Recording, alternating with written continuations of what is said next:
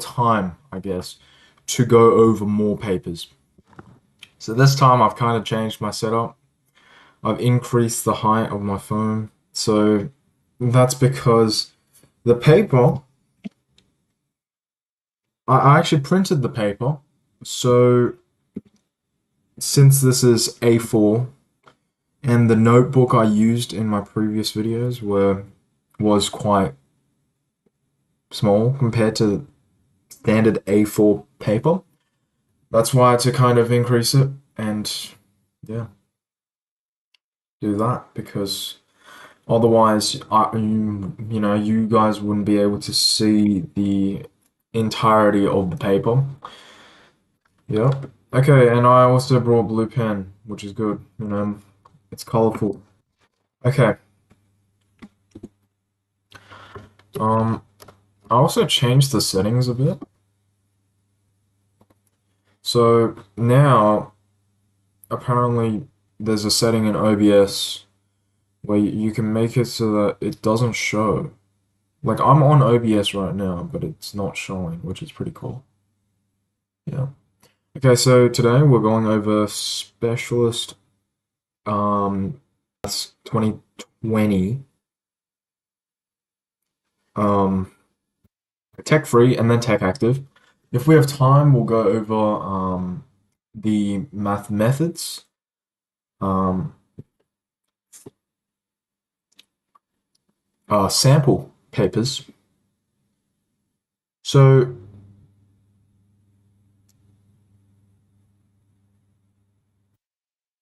this was recommended by one of the viewers. Will the goat, Mr. President, Mr. President. Um, so we'll go over um Specialist 2020. Hopefully, um we don't go over time. We haven't done that yet, but who knows? Okay, so I've printed the question and response booklets, but I have not printed the multiple choice booklets whatsoever. So we're going to be accessing exam insights for that. Okay, question one, an indefinite integral can be determined using the partial fractions, blah blah blah. Okay, there's a variety of different ways you could tackle this question. Um, Working out on is just the question and response booklet. So we have a integral, but that doesn't really matter right now. We're just focusing on the fraction. So before I change the camera, the scene, I'm just going to write the values down so that I don't need to flick back and forth. Okay, so here it is.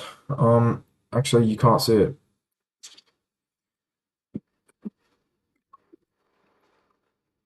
Okay, here. Right, bigger, but I don't know.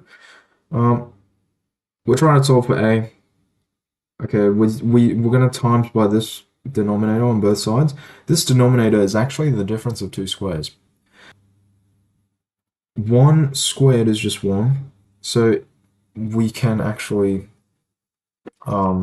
make it in the form the difference of two squares, just like so.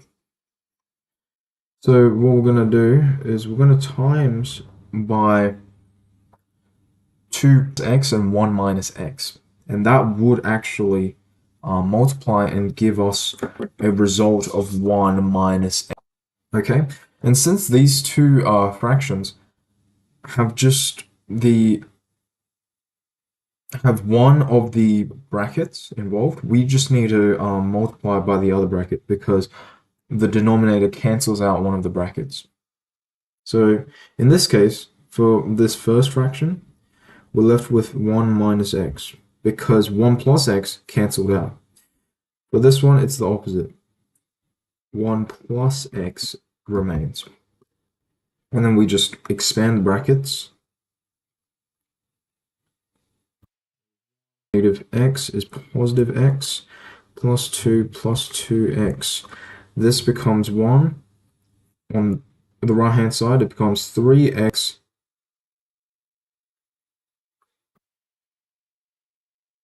plus 1. So we can cancel out the 3x's by just subtracting 3x on both sides. Negative a equals 1, so a equals negative 1. Okay. So that's our a is negative 1.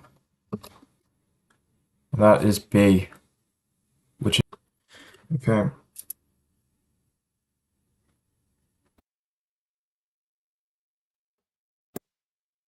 Question 2.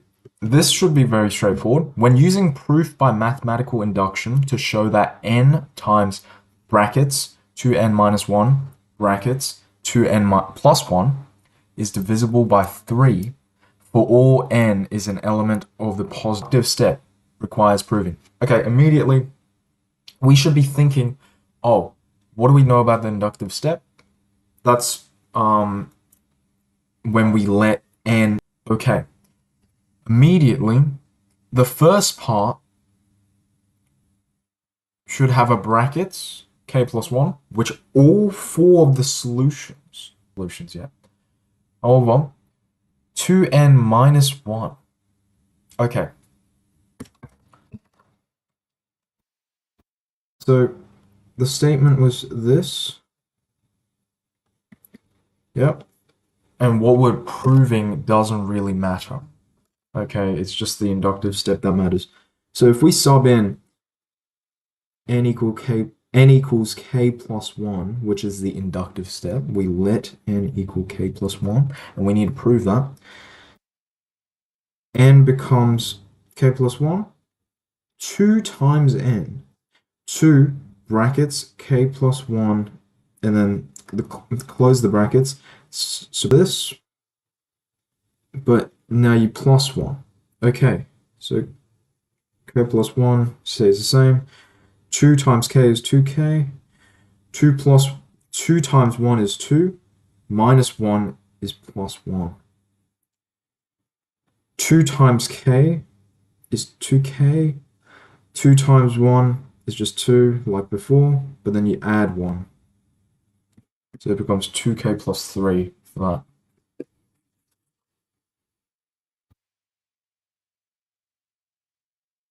Okay.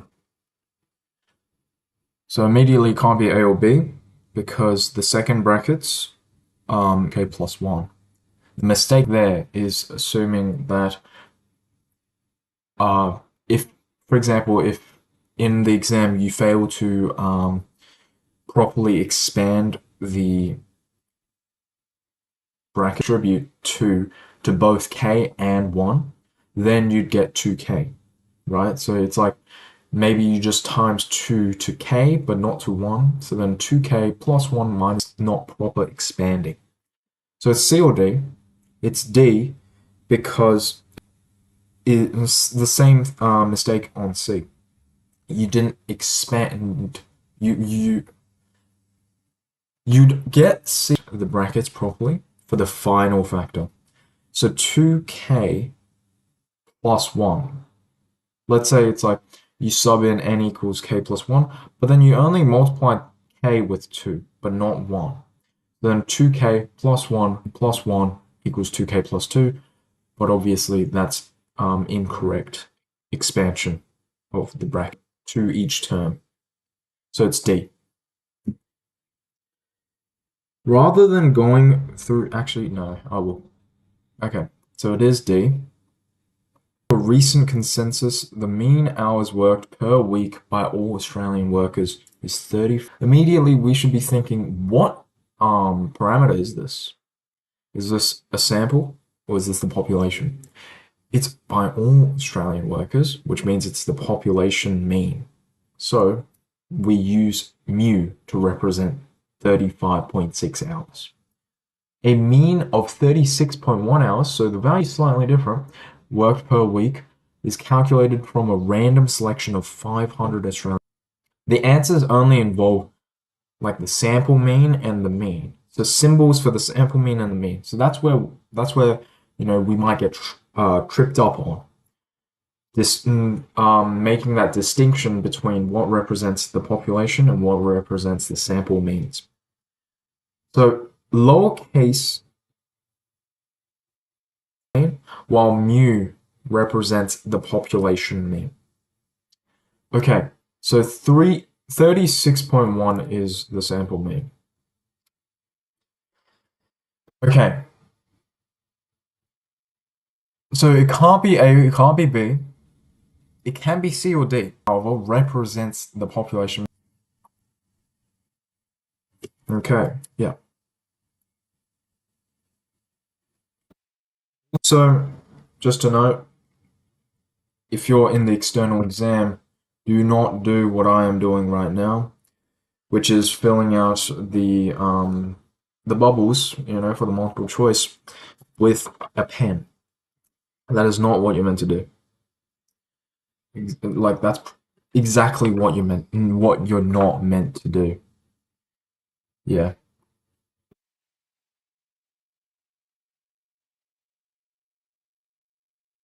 And the instructions, use 2B pencil to fill in A, B, C, or D.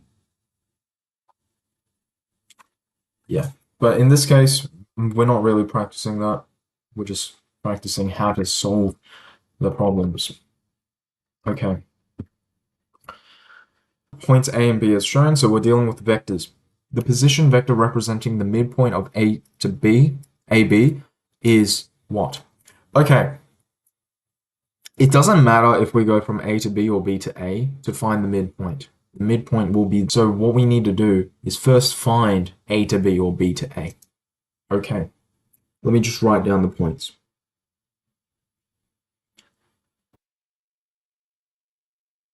So I'm going to write them in column form, and it's three-dimensional, so we need three components. So A does not have, well, its X value is 0, Y value is 5, and its Z value is 20 based on the diagram. B is 10 on the X, in the X direction, and 12 on the Y direction, but 0 on the Z direction. Okay, so we're trying to find the position vector of the midpoint. So here I've written in column form A and B. Okay. So A to B is B minus A. So O to B minus O to A. Because if we remember, if we can recall, when we subtract a vector, we basically just invert the direction. That's all we're doing. So I can invert the direction and it becomes A to O. And if I just switch these out, A to O and then O to B. So it cancels out, or it doesn't cancel out, but it's O then to B, which overall is just A to B. Okay, either way, that's not very important right now, but that explains this statement. So we get B, which is 10, 12, 0, and then we subtract A, which is 0, 5, 20.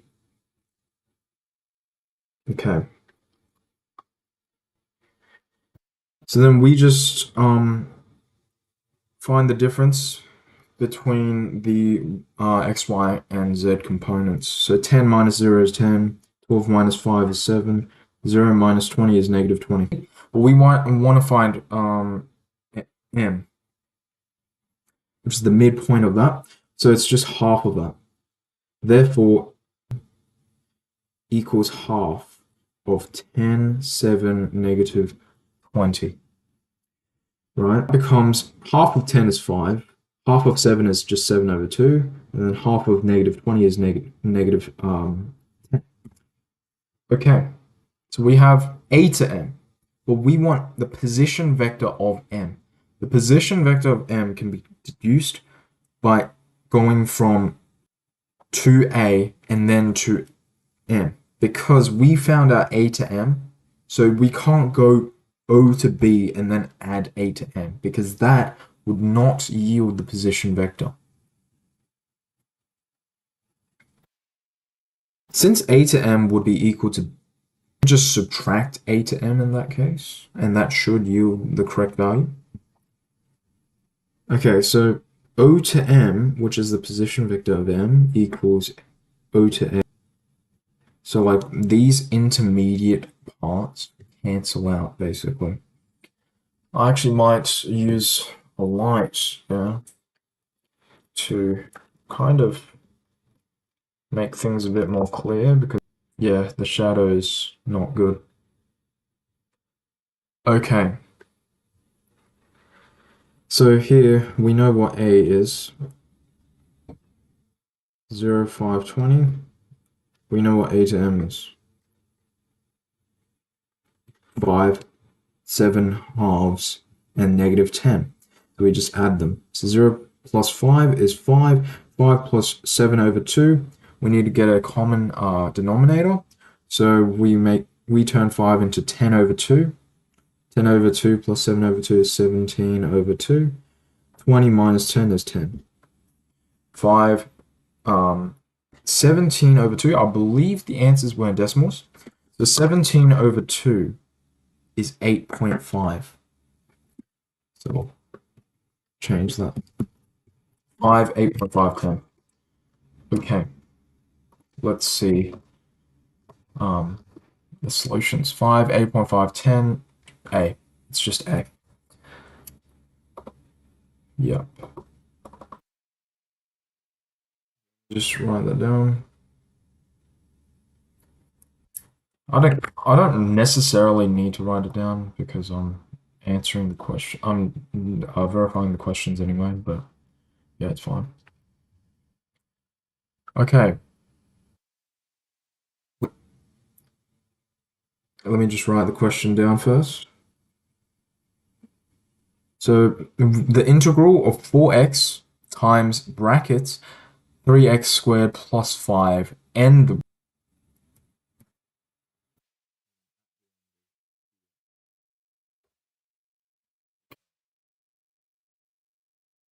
So here's the question. We can use the substitution method because the power of this is actually 1 plus the power of the function at the front.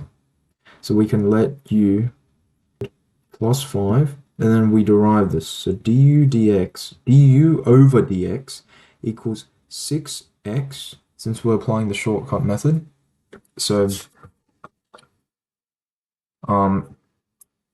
we multiply by the power, so it comes out the front, the power comes out the front, so it's 2 times 3, which becomes 6, and we minus 1 from the power, so then instead of x squared, it's just x, so 6x. And the constant, it just goes to 0. Then we're rearranging for d of x, so we're dividing by 6x on both sides, so du over 6x. That cancels this out and leaves 1. And then we're moving this over by multiplying dx on both sides. So they just swap. Yeah, we sub in everything. So u was the brackets here. So it's 4x times u cubed, and then we sub in dx, which is du over 6x. And then the x's cancel, and it's 4 over 6, which can be simplified to 2 over 3. Since this is a constant, we can put it out the front of the integral symbol. So now we have 2 over 3, and then multiplied by the u. So we just apply our integration rules. So u to the power 4, and then now we divide that by the new power, which is 4. And then since it's an indefinite integral, we plus c, and all 4 of these solutions had plus c. So we couldn't possible answers based on it not having, it omitting the c. Okay, so 2 simplifies down to, so we can simplify this by dividing by 2 on both the numerator and the denominator. Then it becomes 1 over 6 u to the power 4, which we just sub back in. So we get 1 over 6, and then the original bracket, but raised to the power 4, and then it's all plus c. Okay. That seems to correspond with A. Okay, yeah, it is.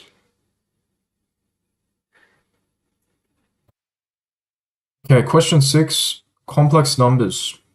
Okay, so there's probably a variety of different ways to approach this. Well, I'm just going to write the complex numbers down. Z equals 2 minus 2i, and W equals negative 3 plus I, and we're trying to calculate Z squared minus the conjugate of W. Okay. So I've written it down here, what the question was asking. So squared is just 2 minus 2i squared, all squared, right? And then we're subtracting by the conjugate of W. We know the conjugate of a complex number, just simply it negates the imaginary component. So if you were to draw the complex number on a Cartesian plane, axis is the real component of W, and the y-axis is the imaginary component. Yep. So this isn't, I'm just trying to explain the concept of conjugates just in case anybody has forgotten. So here we have W equals negative 3 plus I. So it's negative 3 on here. Let's mark that as negative 3. Maybe I should have written that bigger. Yeah. So that's negative 3. And then plus I means it goes up here. So that's where W is. The conjugate, it negates the imaginary component. So instead of negative 3 plus I, it becomes negative 3 minus I. So same real component, it's still at negative 3, but rather than going to positive with 1, and that's also something to consider. That's a property of conjugates. Basically, their argument is just also the negative of their of the original complex number. You start off from the positive real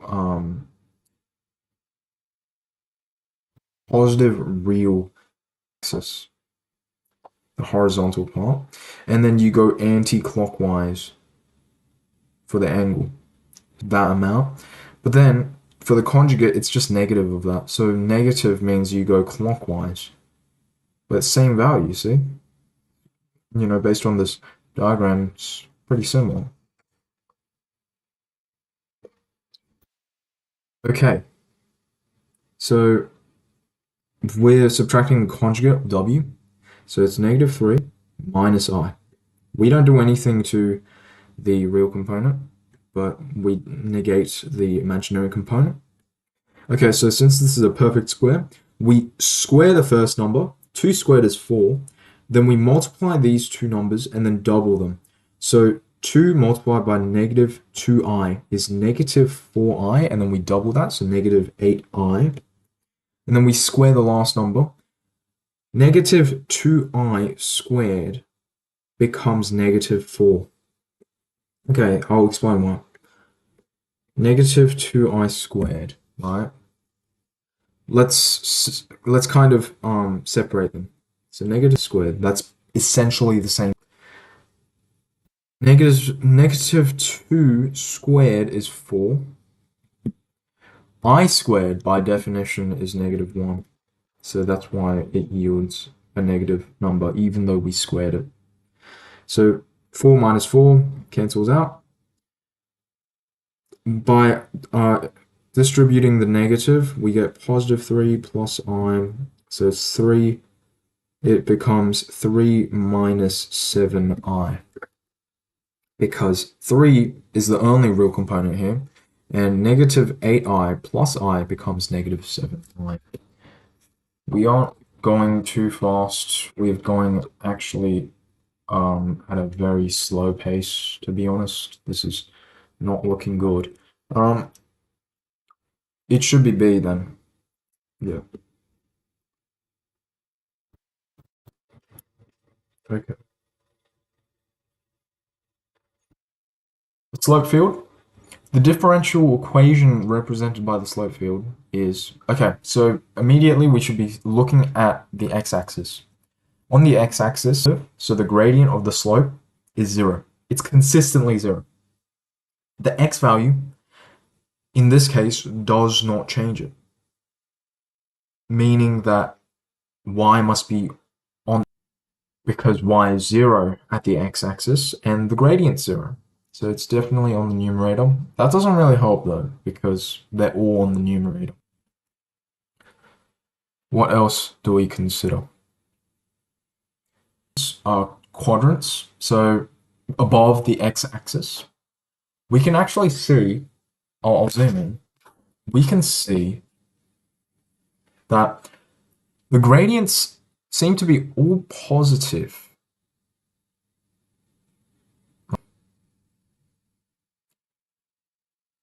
While below the x-axis, they look all negative. And that's actually very beneficial, because that means that the y-axis is probably not squared. If it were squared, then wouldn't have like the sign, the gradient wouldn't have changed from positive to negative. It would have stayed like positive or negative. So we know that y is not squared. Okay, so that eliminates half the options. So is x squared? Ooh, that's interesting. Given that it seems symmetrical,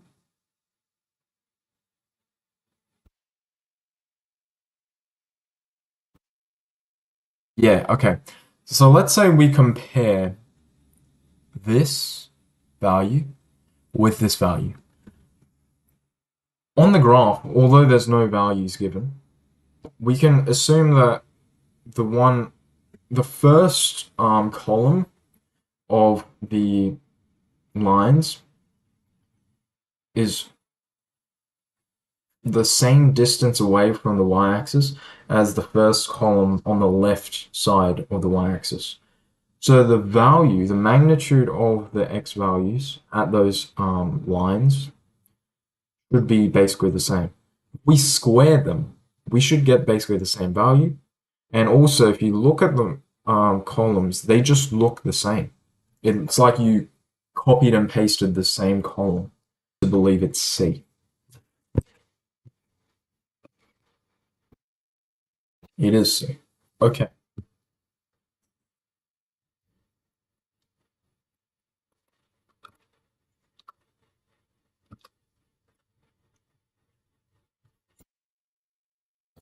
Dealing with vector equations, I think.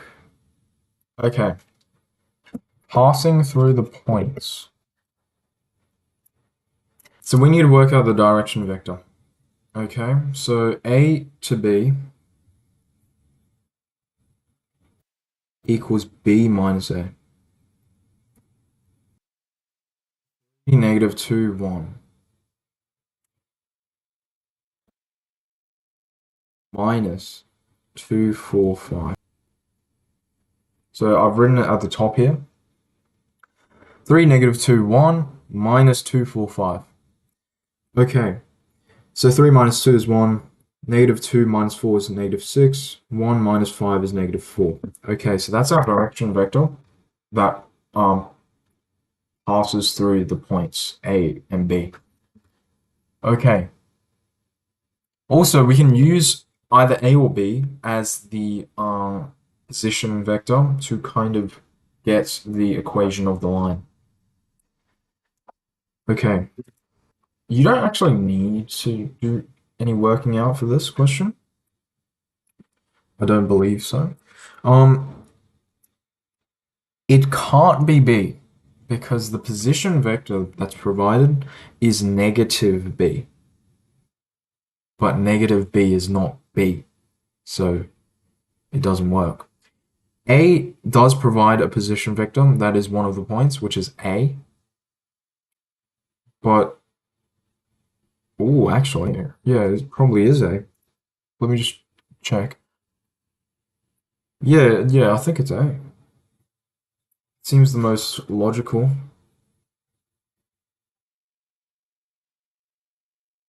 An equation of the line passing through the point.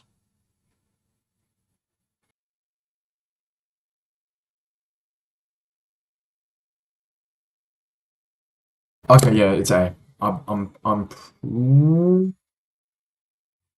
Okay, first question that's actually wrong.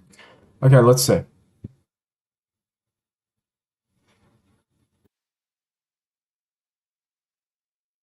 Oh, wait, what? No way. Okay, that's a very silly mistake by me.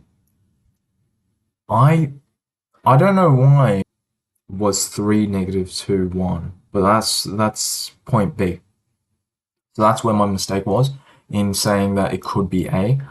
No, it wouldn't be A because A just has the position vector. It has an appropriate position vector, which is A, but the direction vector given is just B. I'm not sure why I got confused. I was looking at D and then I was like, oh wait, that seems correct. But then I was like, I don't know. Okay, that was a silly error. Okay. The scores on a test are assumed to be normally distributed. Researchers use the results from a random sample of scores to calculate a confidence interval for the population mean. However, width is required, so the researchers decide to use a second sample for the calculations. Assuming that the standard deviations for both samples are the same, research is produced by. Okay, the width is determined by z times the standard deviation of the sample divided by this.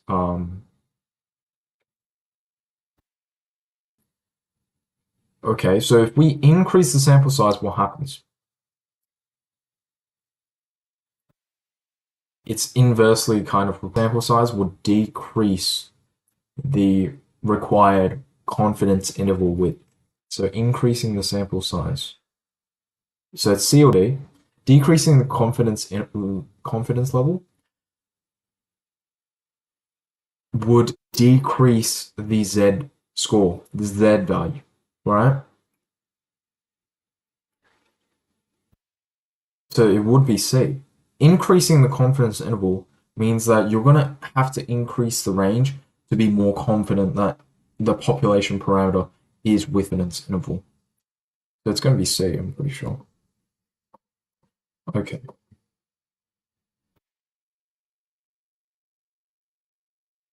I think I should explain the sample size one better. So if you increase the sample size, which is the square root of n, if you increase the sample size, right? If you go, so the width is kind of determined by this part of the confidence interval, the plus minus part. If you increase the n value, you're dividing this entire width by a greater value. And because of that, you get a smaller overall width, right? Whereas maybe divide it by 2, you're going to get a smaller value if you divide it by the greater value, right? If you divide it by 100, then say 2, you know. The subset of a complex plane that represents arg z plus I minus 1 pi over 4 equals 0. Okay.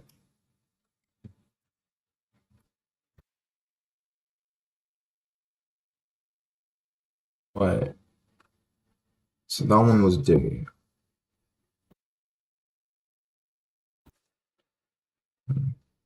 Yep, okay. I'm just gonna write down the question. Okay.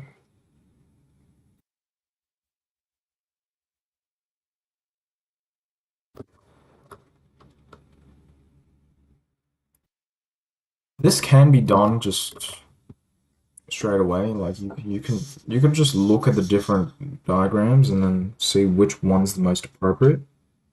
Um, for this, first we'll go with signs. Yeah. So the argument needs to be this, which is like here, right? Pi over 4 is somewhere around here on the Cartesian plane. And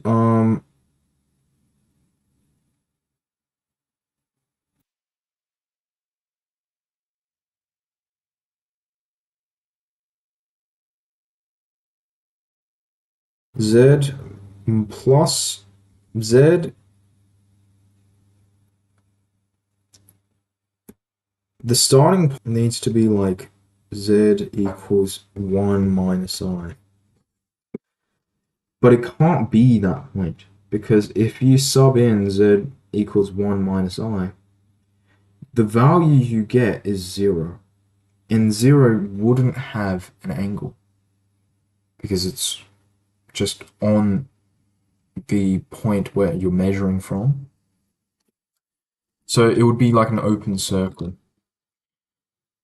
which is all 4 of them. Okay. Okay. But overall, I'm pretty sure it's either B or D. So I think it's B. Yeah. Okay. Multiple choice. I'm actually not too fond of multiple choice. Okay, so 9 out of 10, which is good, but like mistakes that I should be quite wary of. Like I think it's because I was too busy explaining that I made that mistake. Yeah. But otherwise, yeah, it's all right. Okay. We've done multiple choice. Yeah, took 2 years. Goodness me. Okay, first short response question. Okay, now we can actually just use this camera and just keep it like this. So the vertices of a regular hexagon are positioned on the circumference of a unit circle as shown on the Argand plane. Yep, this is a good diagram, better than what I can draw, so that's good. Consider the complex number W as shown on the plane. Determine W expressing your answer in the form r cis theta. So we need to express it in polar form. This is a unit circle, so because of that, all the points that lie on this, all the points from the hexagon, from this regular hexagon, are just complex numbers that are from the roots of unity of W to the power of 6, or Z to the power of 6. Z to the power of 6 equals 1. Okay, it's 1 mark, so I think we can just state it. We know that the magnitude of W is 1, because it's on the circumference of a unit circle. And I'm going to express it in polar form. Since it's on a hexagon, this angle is in this angle, they're all the same. And we know that this is pi, so pi over 3. Pi over 3, but this is the angle, the argument is recorded from the real component. So we're actually doubling it, so 2 pi over 3. Just 1 mark. Pretty sure that is the correct answer. Convert W into Cartesian form. Okay. So what we do is just get cos 2 pi over 3 plus I sine 2 pi over 3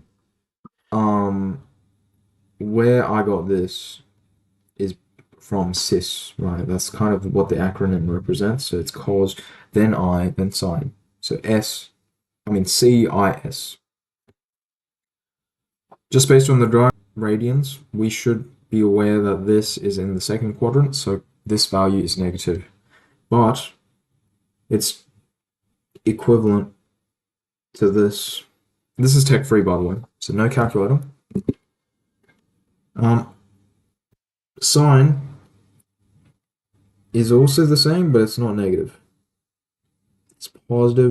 And then using our exact values, we know that negative cos of pi over 3 is negative a half, while sine is square root of 3 over 2.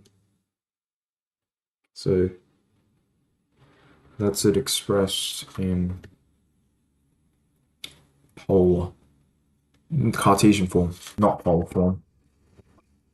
Each vertex of the hexagon is a solution of an equation in the form z to the power of n equals a, where z is an element of the complex numbers. State the value of n. So that is 6.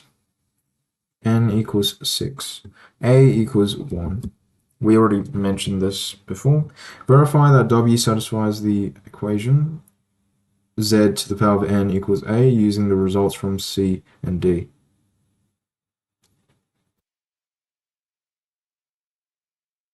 So given W is a vertex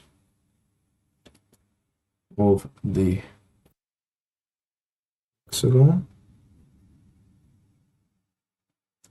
and each vertex is a solution, z to the power of 6 equals 1, W to the power of 6 must be 1. Okay, so when we go back to the polar form would be much more appropriate to use to solve this problem, because we can just use De Moivre's theorem. So W to the power of 6, any complex number, power,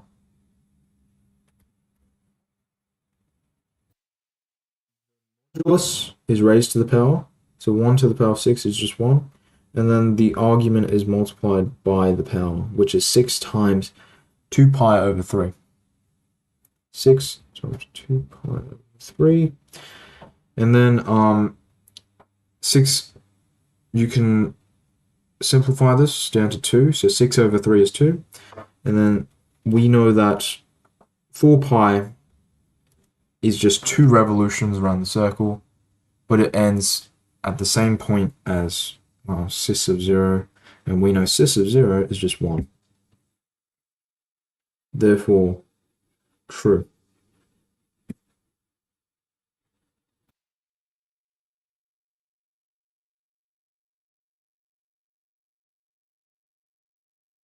So, therefore, W satisfies the equation. My handwriting is hardly legible. So the power of 6 equals 1. Okay, we've done that.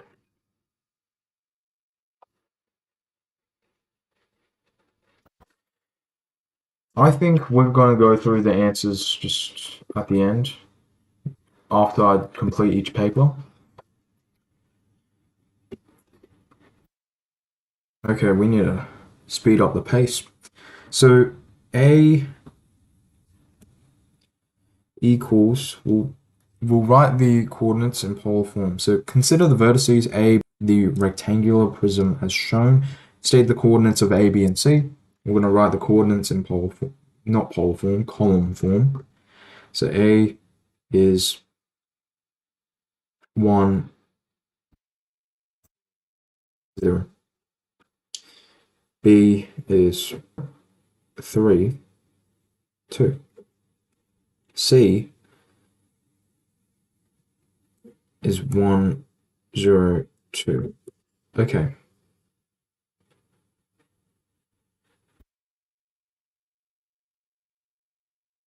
Yeah. Okay. So that should be just the coordinates. Um, Determine a unit vector that is normal to the plane containing A, B, and C. A, B, and C. Okay, so immediately we should be thinking a vector, a unit vector that's normal to A, B, and C. Cross product. We should be immediately thinking cross product. So the cross product of A to C and A to B should yield a vector that is normal to the plane ABC. Okay, and cross product. C, what is that? Okay, before we do the cross product, what is A to C? It's C minus A. I'll write that here. To C equals C minus A. 1 minus 1 is 0. 0 minus 3 is negative 3. 2 minus 0 is 2. Okay, so A to B, same thing, which is 0, 3, 2, minus A, which is 1, 3, 0. 0 minus 1 is negative 1. 3 minus 3 is 0. 2 minus 0 is 2. We have 2 of the vectors.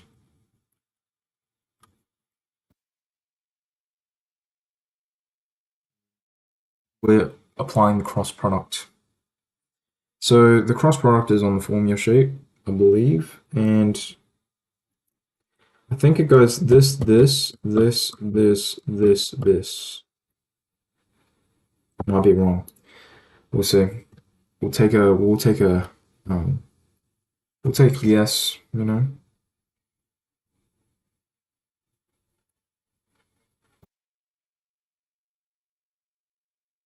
Negative 6.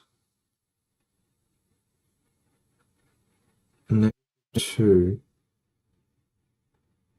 3. 3. Yeah, I'm not sure. I'm gonna check exam insights for the form. Okay. Maybe I should just get a formula sheet myself, to be honest. I mean, yeah. You know what? I'll do that. I'll just go get formula. Oh, never mind. The formula sheet loaded. Okay. So we have this. Okay. I'll show it on the screen. So this is what we're looking at. This part right here.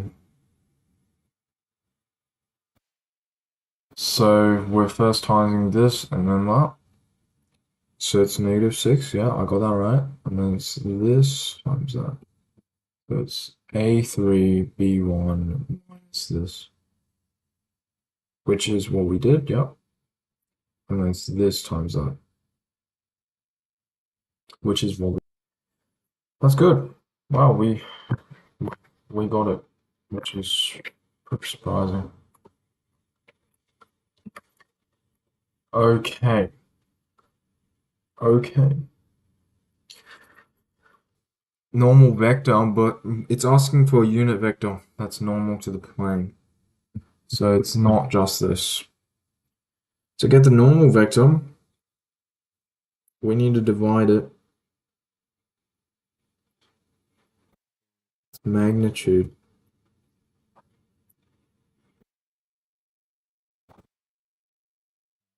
So that's the notation we'll use. And this equals 1 over the square root of negative 6 squared plus negative 2 squared plus negative 3 squared. And I think that becomes 7. So 6 squared is 36, 4 squared, and then you add 4 squared, which is 4, so it's 40, and then 9 squared is 9, so it's 49, and we know 49 is a square, so it's 1 over 7. because square root of 49 is 7. Okay, so that's our answer for the unit vector of n, or the unit vector n. Okay, verify that, and immediately we should be thinking dot product now. AB. We've calculated AB. AB is negative 1, 0, 2. So the dot product of n and AB equals 0 if n is perpendicular to AB. Negative 6, negative 2, negative 3. I believe so. Yup. Okay, and then the dot product is A to B. Negative 1, 0, 2. Yeah. Okay. Dot product, we can just keep the scalar out the front. So when we're using the dot product, it's on the formula sheet as well. So just in case you forget how the dot product operation works, it is provided. So what we're doing is we're just multiplying the components together. So negative 6 times negative 1. I think I'll actually lower this a little bit. Maybe.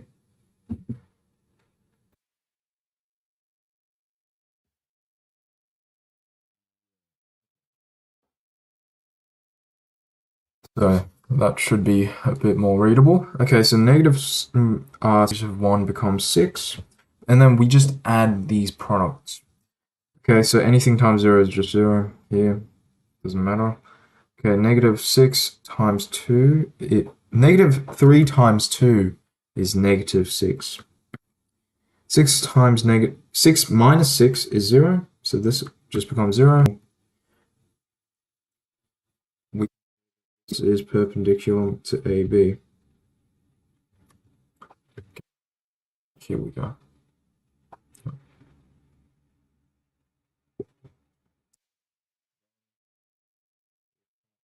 D, which is also 2 marks. Determine the Cartesian equation of the plane that contains A, B, and C. Yep. Okay, so we've already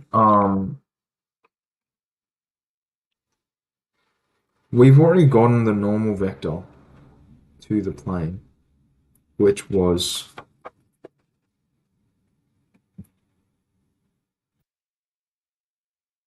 6, negative 2, negative 3. And if we go to see that the Cartesian equation of first, the vector equation of the plane is expressed by which can be any vector, and the dot product to the normal vector to the plane equals A, which is a point on the plane. Normal. Okay. So we would have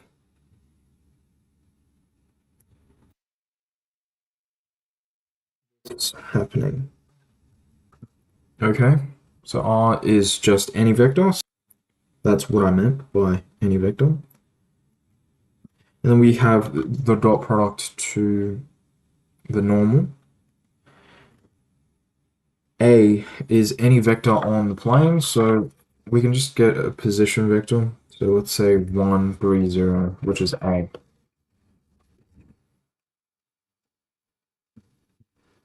Because that line lies on the planes A. It's said right here. Okay, and then we just apply the scalar product or dot product for. That's another way of saying the operation. So again, we just multiply the specific components. So these just become coefficients, basically.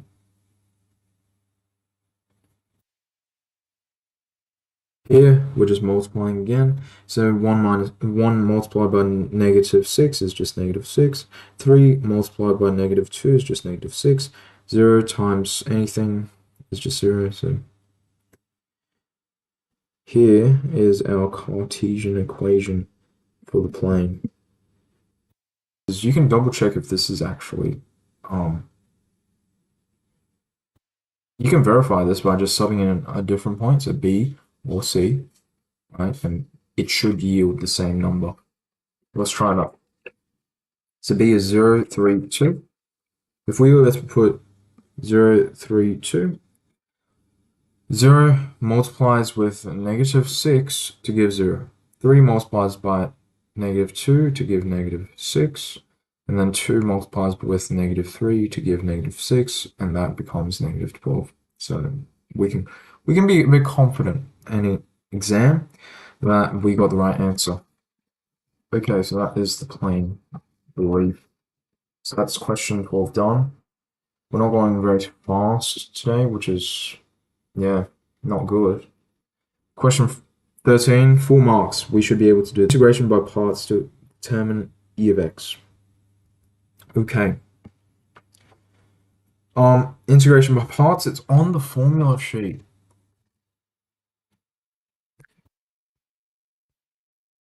Yep. So it's here.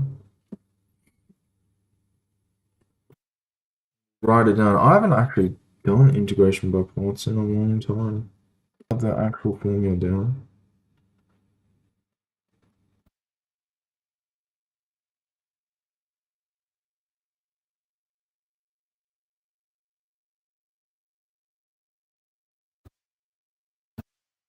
Yeah. So there's the and if you want to read the entire question, here it is. Expected value of an exponential random variable x with parameter lambda is greater than 0 can be determined using the rule. And then there's the function.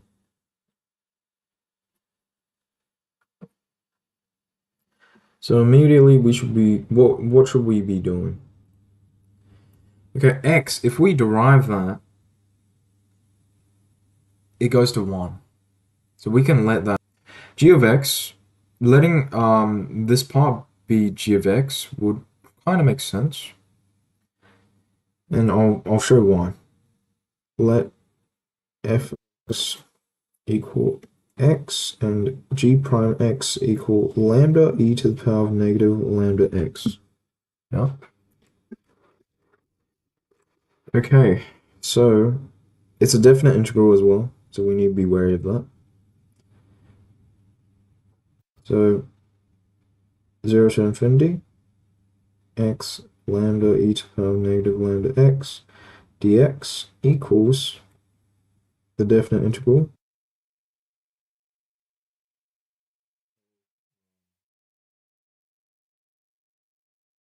x multiplied by lambda x, right? Because, you know, it doesn't change.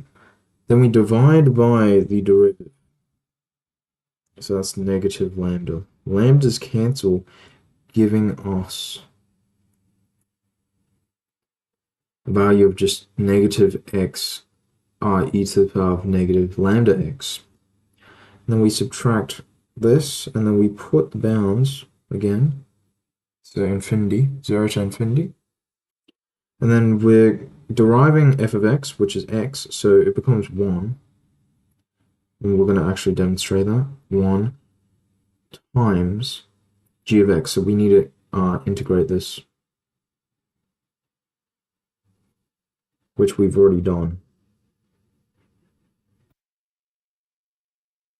It's just negative e to the power of negative lambda x. And then we have dx at the end. Okay. So there it is, you know, after using integration by parts. Now we can simplify things. So this is negative x e to the power of negative lambda x step, but it helps kind of make things a bit more streamline.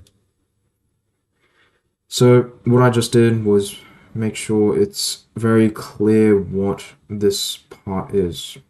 You know, after we cancelled out the lambdas, I just put the negative out the front, because if you divide by -1, it's the same as multiplying by -1. For this part, from negative to positive, is because I transferred the negative part in the integral out the front, and negative times negative equals positive. So I just did that to make it a bit simple, I suppose. Okay, so applying the bounds to this would give us, well, when this is infinity, when x is infinity,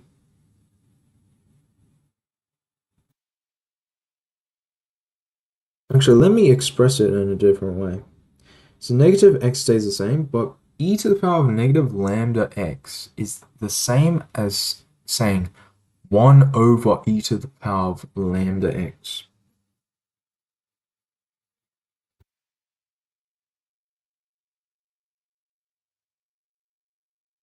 Apply the definite integral for this.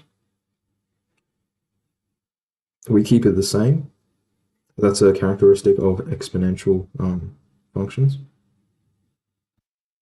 And then we divide by its derivative.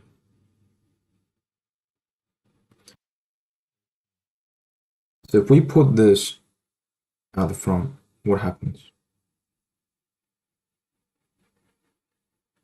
Okay, let's think about this. If I sub in 10,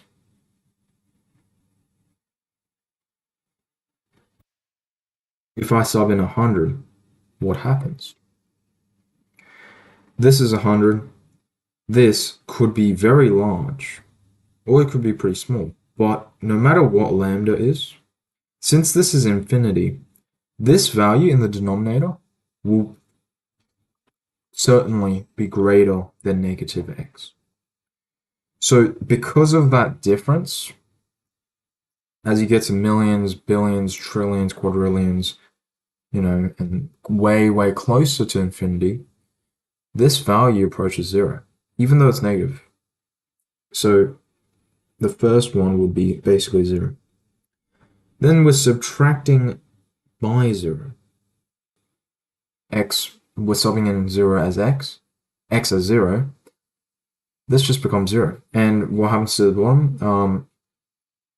If x becomes 0, it becomes lambda to the power of 0, which is 1, but it doesn't matter because it's still 0. It would be plus 0 because you're subtracting by a negative. So that's disregarded. Here, what happens? Okay, it's slightly different. Not really, actually. No. You have infinity again, so you're subbing in infinity, but remember there's a negative out the front. So again, it's similar to the approach 0. Right, since it's negative, it's actually going to decay. It's going to get smaller and smaller as you increase x. So it's going to get closer and closer to 0, but it's not going to reach 0. So that, again, it's basically negative 0, which is, it doesn't matter anyways. So. But I think this is where something changes. We're spending too long on not a multiple choice, but a short response. Okay. If we sub in x equals 0, what do we get? To the power of 0, right? Negative lambda times 0 is just 0, so e to the power of 0 over negative lambda. However, remember, this is a definite integral we're talking about. So we get this number minus this number. E to the power of 0, or basically any number to the power of 0, is 1. These negatives multiply with each other to give positive. So overall, therefore, the expected value of x equals 1 over lambda, which is something we use for exponential random. So we can say that we're probably right. Question 14 is another 4-mark question. We should try and speed things up a bit. Okay, I'm gonna increase the height of this again.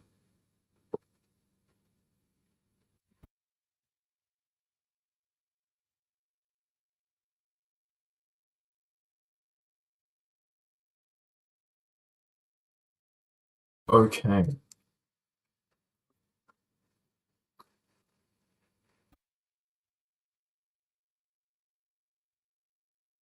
Not sure if it's like focused. Is it focused? Not really. Of an object that moves in a straight line is given by this. So that's the velocity, and x is the displacement. Determine a. Okay, so if we go to we can actually see that acceleration is given in a variety of different forms, and we could use this. There's many different ways we can use this.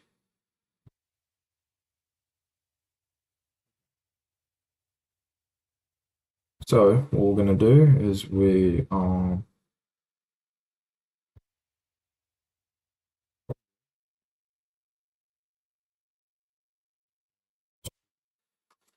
this.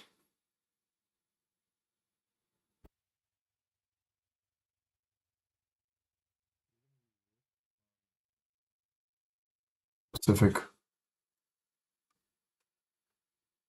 um, acceleration, and we know that this is just velocity squared,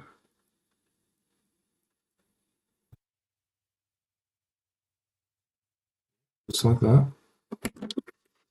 Okay, the constant can just go out the front, and then if we're deriving this, what happens? It's like the chain rule, but twice, I think.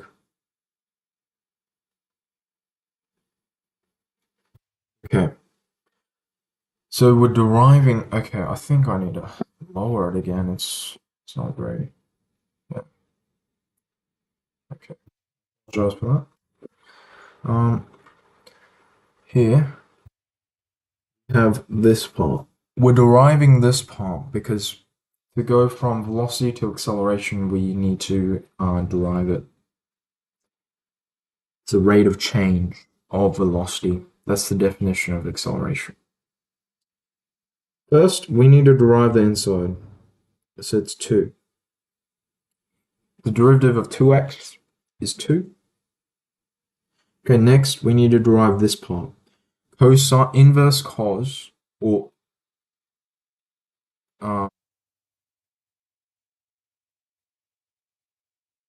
secant. No, not secant, actually. It's not. Arc cos. Yeah, arc cos of 2x. We need to derive that. Okay, when we derive that, it's on the formula sheet, but I believe it's -1 over the square root of a. In this case, it's not in the expression of x over a.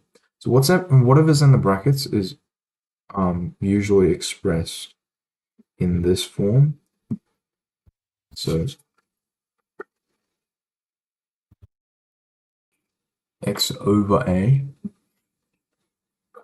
However, it's 2x, but to convert it to the x over a form, we just go x divided by a half. So x divided by half. So a is half in this case. And we square that, and then we minus x squared. So if we navigate to the formula sheet once again, we should be able to see that. So it's right here, the derivative of cos, inverse cos of x over a is -1 divided by square root of a squared minus x squared, which is exactly what we did. Okay. So in this part, but then now we need to derive the entire part, which is the squared. So we just pretend this bracket part is just u, let's say. If we're deriving a variable x squared, we just go 2x, right? We multiply it, we make the power the coefficient, so 2, and then we just subtract 1 from the power. So then it just becomes 2 cosine inverse of 2x. Yeah? Okay. So now we can simplify this quite a lot. So 2 cancels out half. Yep. And then we can just put this on the numerator. So negative 2 inverse cos of 2x divided by square root of 1 over 4 minus x squared. So that's our acceleration function, basically. Yep. Okay, so that should be where 2 marks is awarded. Use the result from 14a to determine acceleration at 0, x equals 0. Given negative 2 pi is less, okay, given a of 0,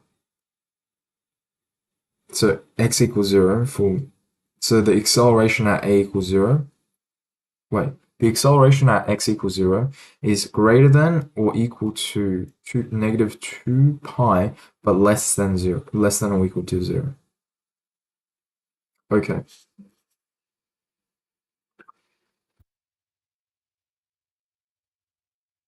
Okay. So we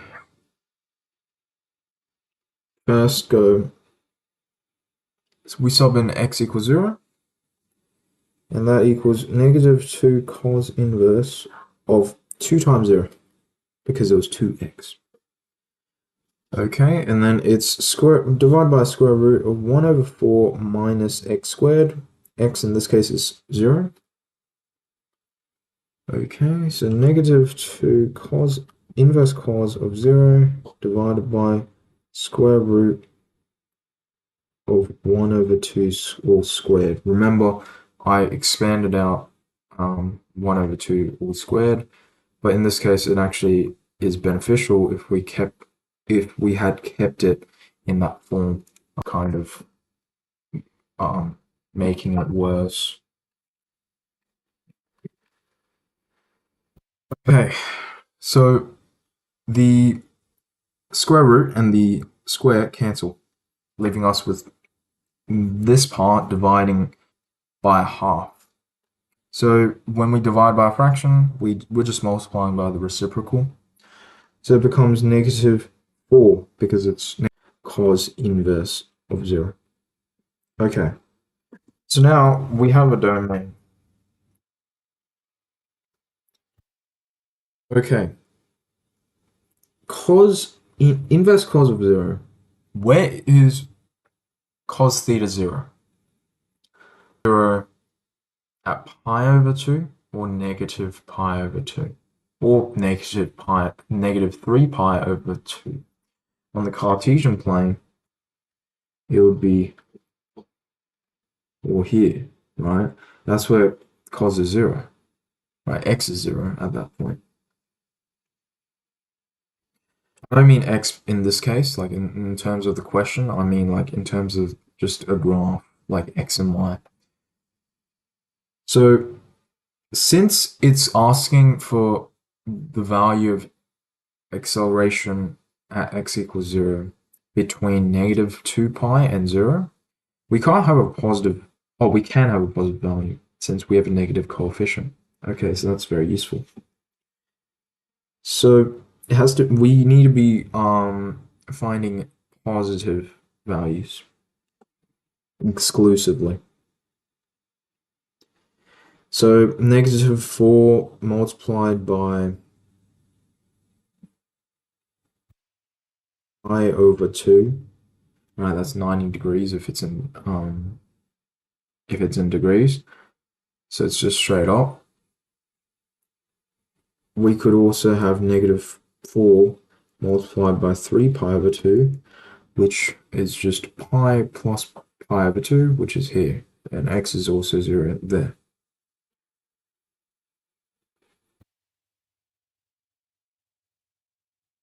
is that this is negative 2 pi. Right. This cancels out with this, leaving us with a simplified term of negative 2 pi. And it's given that this the acceleration can be equal to negative 2 pi. Something to consider is that this is not within the domain.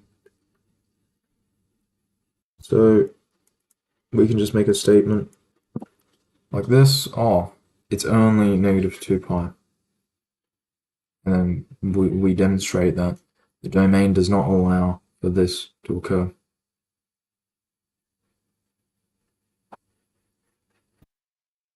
I'll be negative 6 pi. Okay.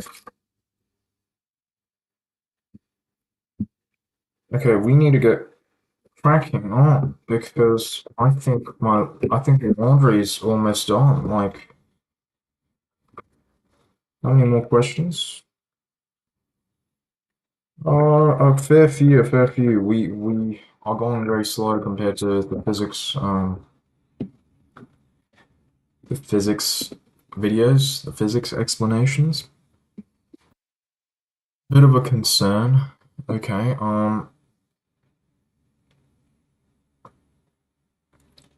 another kind of vector question.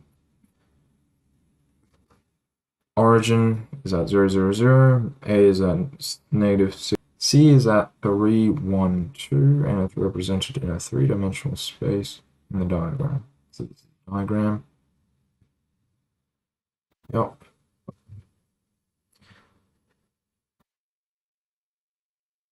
Showing the questions on exam insights might be better because this like we're less susceptible to the camera quality or the lack of camera quality. Okay. OABC forms a parallelogram in three-dimensional space. If it's a parallelogram, what do we know about CO and AB? We know that these C are perpendicular. No, not perpendicular. I'm getting like I'm tired. Oh my goodness. The opposite pair of sides are parallel and their magnitude. Same with BC and OA. Okay. So the coordinates of B, we can get them from going from O to C and then C to B, right? And we know what O to C to B is because the length of C to B is equal to the length of O to A. Well, let's write everything that we just basically said. So on the diagram, I've annotated that the opposite pair of sides are equal in length. And they're also parallel. We write these arrows to kind of demonstrate that. Okay, arc B, O to B, which is like the coordinate, the position vector, equals O to C, plus C to B, which equals O to C, plus O to A.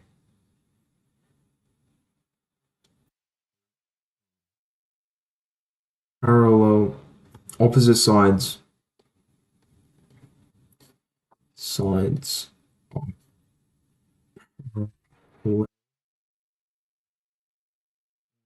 of equal length.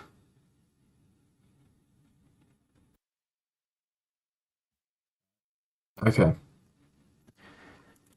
So O to C is just 3, 1, 2, plus O to A is just negative 6 to negative 2. So 3 minus 6 is negative 3, 1 plus 2 is 3, 2 minus 2 is 0. Okay. So we get a value of negative 3, 3, 0 for the coordinates of B. Therefore, B is just negative 3, 3, 0. I think expressing it in that way makes more sense as the coordinate because they were expressed like that with commas. M is the midpoint of B to C. Okay. Label them on the diagram. Determine the vector that represents O to M.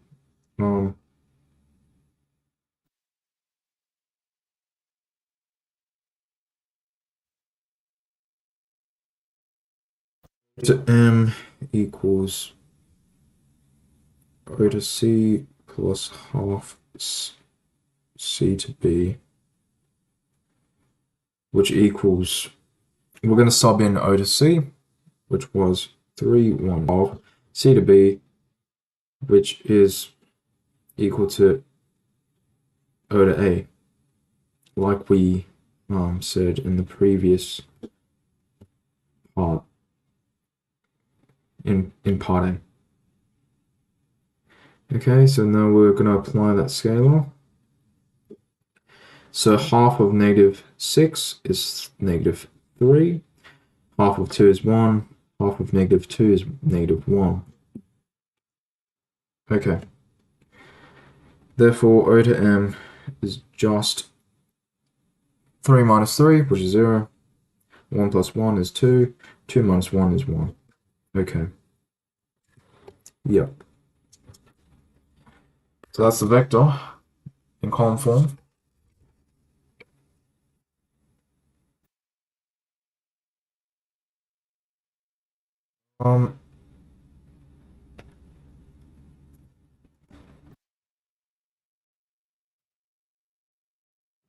N divides AM in the ratio 2 to 1. Okay. Let's go see the diagram. So N divides AM 2 to 1. So this is 2 and this is 1. Right. Find the vector that represents O to N. O to N is this part right here. Okay.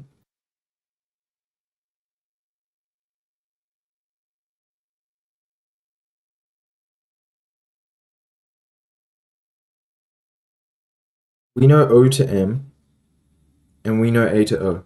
So A to M.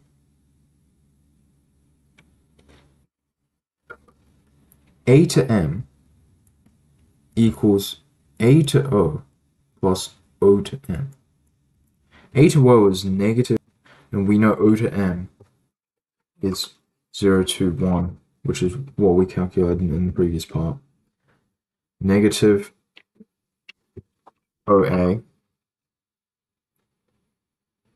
is just 6 negative 2, 2.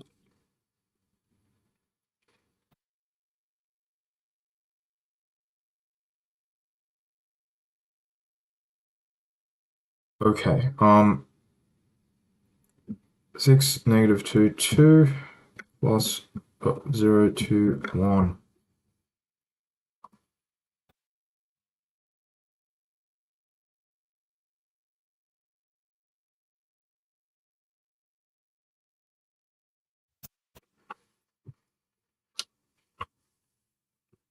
Okay.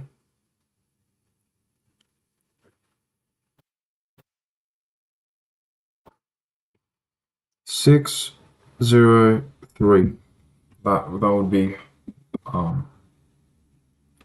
what it is. Okay.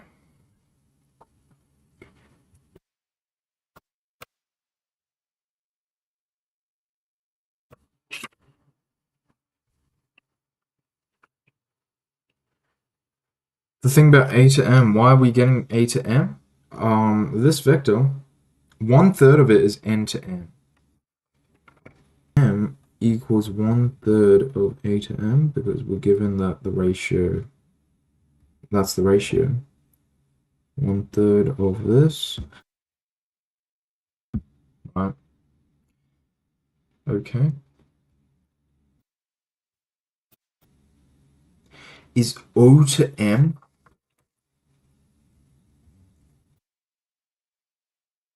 plus M to N. O to M is 0 to 1. M to N is negative M, N to M. Okay, it sounds the same. Oh my goodness. Okay. 0 to 1 minus what we just... So O to N equals negative 2. Okay. Use a vector method to show that O, B, and N lie on a straight line. There's many different properties you could probably use of parallel vectors.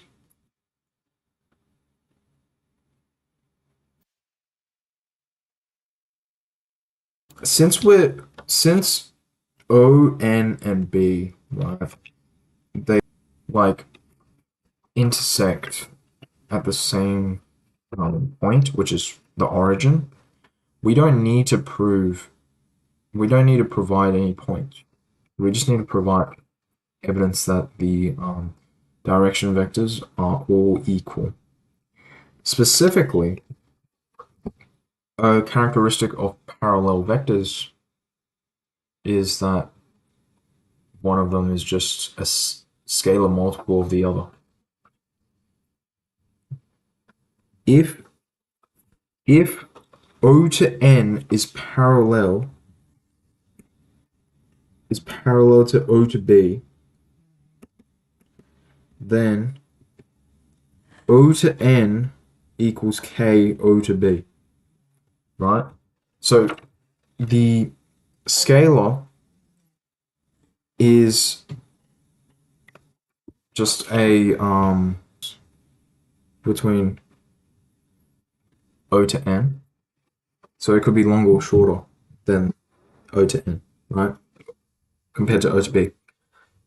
What O to N is, which is negative 2, 2, 0.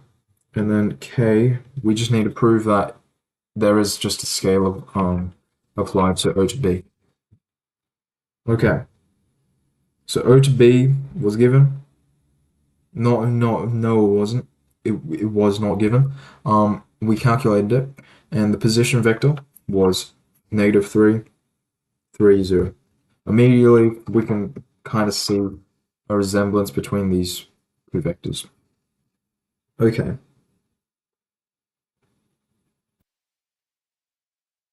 So if we equate these, that means 3k, right? If we're equating the components. It's negative 2 over negative 3 equals k. K equals 2 over 3. Therefore, O to N is parallel to O to B.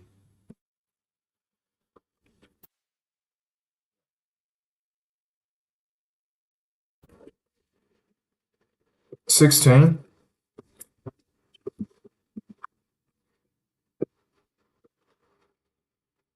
Okay, this is a proof question. So, mathematical induction, immediately we should be thinking prove true equals 1.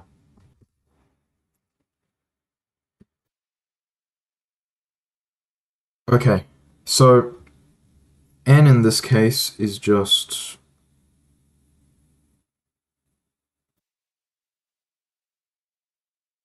I think we just sub in this.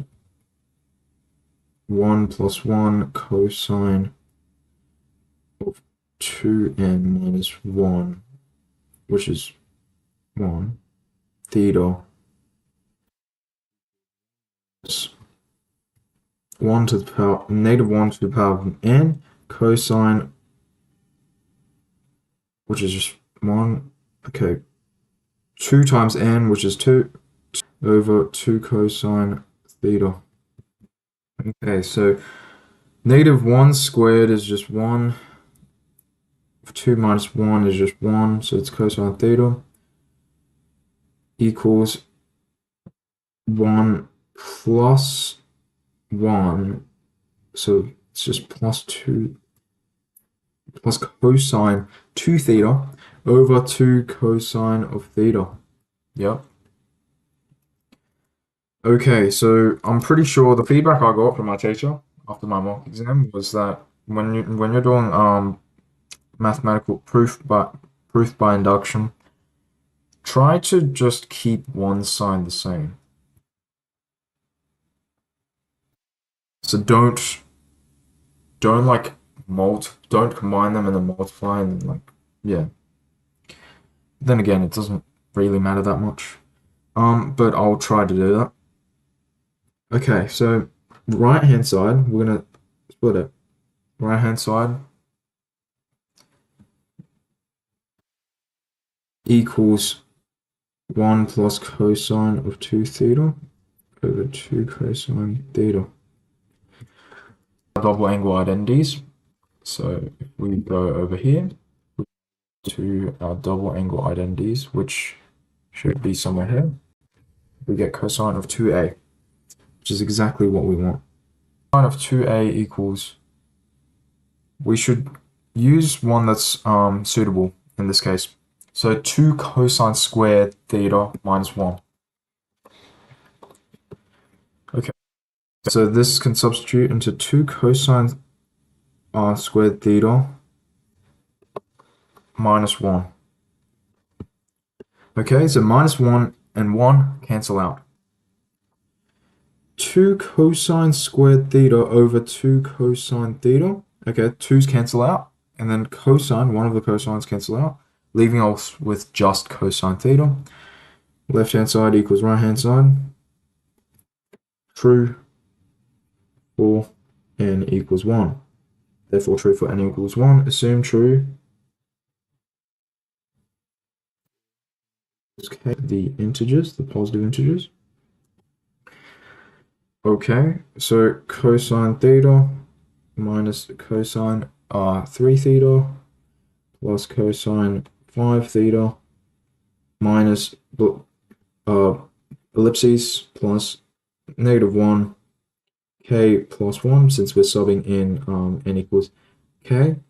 Cosine of 2k minus 1 theta equals 1 minus k cosine of 2k theta over 2 cosine theta.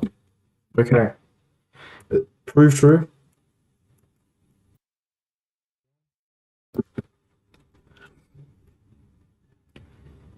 Okay,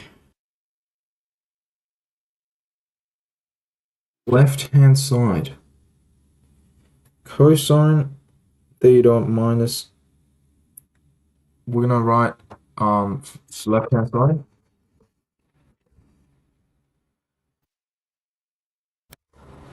LHS cosine theta. So we're gonna write the this pattern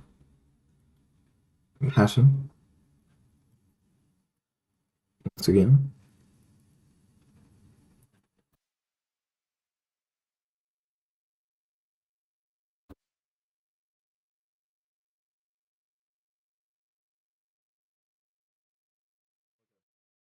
So that's the same thing as what I'm saying.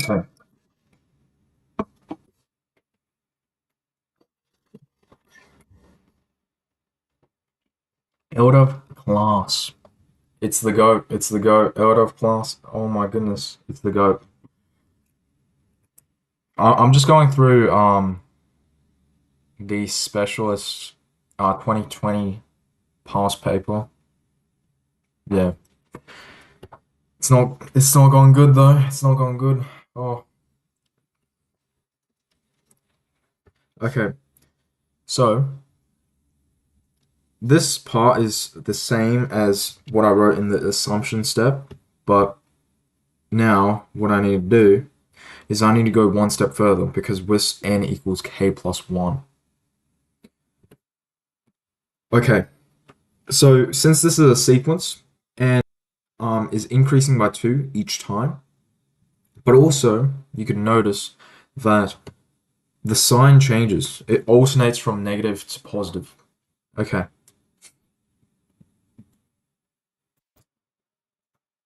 So here it becomes k plus 1 plus 1, because if we were to sub in n equals k plus 1 to the formula above, become k plus 1 plus 1, right? That's what's written.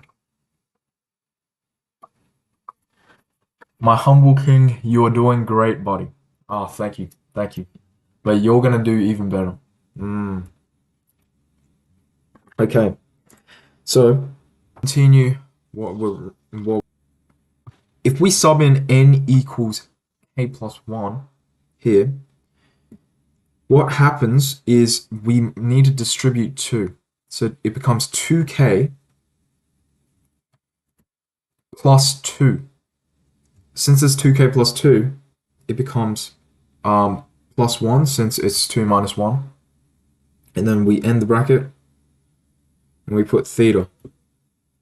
Something to note, I wrote in this part, I'm not sure if that's like a serious issue, I'm not too sure, but it should be fine. Okay, so that's the left-hand side done, right? This part is actually just the assumption step, right? That's just the assumption part. So we can sub this in. We can sub the assumption in, which is 1 minus -1 to the power of k cosine of 2k theta over 2 cosine theta.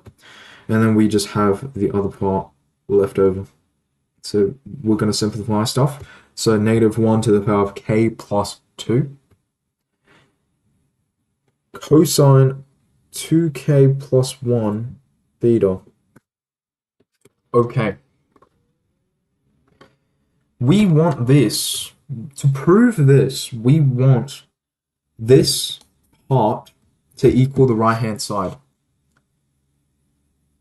which is somehow going to be expressed like this, right? Okay. So what we need to do first, get a common denominator. Okay, so we're going to do exactly that. And our common denominator, 2 cosine theta. 2 cosine theta. Okay.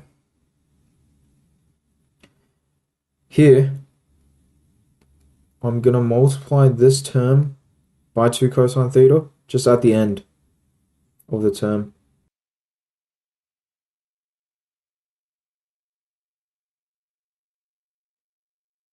Like so. Yeah. Oh yeah, by the way, Elder, I was live streaming yesterday at like 10 and a couple people joined. Yeah, it was pretty interesting. Um and I was going over physics yesterday.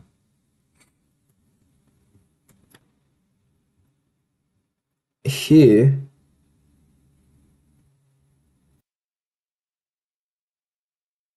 okay. We can use the angle like product identities.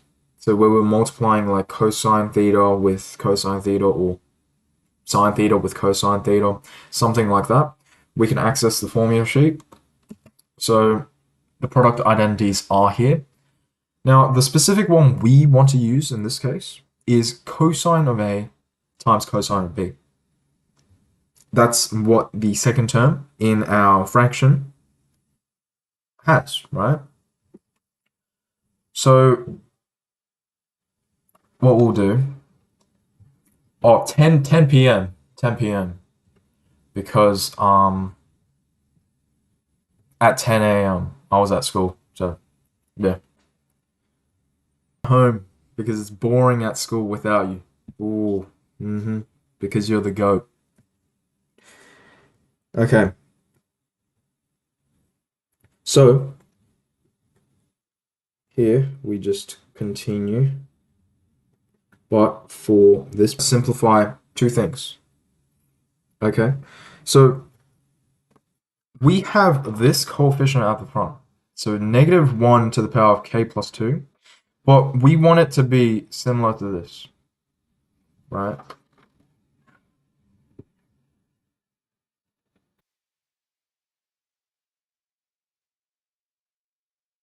Actually,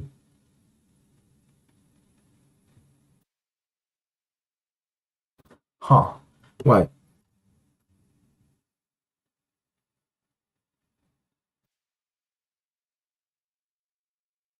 Before we do anything like that, instead I'm just gonna focus on doing this. The product identity. Okay, so negative 1 k plus 2. I mean, then again, it's gonna be the same anyway. Yeah. Okay. Yeah.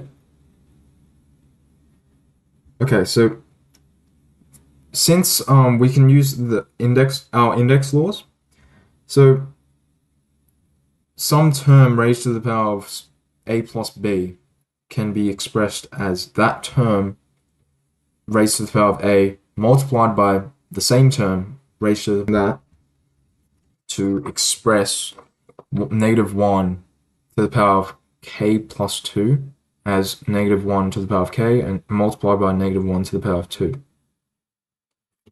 Okay. In this case, negative 1 to the power of 2 just becomes 1, so we can kind of ignore it.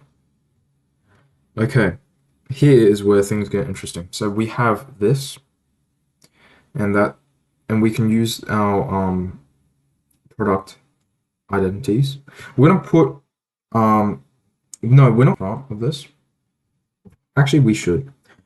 So I'm gonna move 2. So then now we have cosine of 2k plus 1, all in brackets, multiplied by theta, and then this is multiplied with cosine of theta. So going back to the product identities, when we're multiplying cosine A and cosine B together, we get a half. So I'll write this part down. A half, and then the angles, you get the difference between the angles. So what I'll do is I'll get 2k plus 1 theta minus theta, and then you do add the angles this time. So 2k plus 1 theta plus theta. Yeah. Okay. And then this is all divided, including this part. This part is all divided by 2 cosine theta. And we're going to leave that denominator because that's what we want, because on the right hand side, the denominator is also 2 cosine theta, and the whole point of this question, this is true.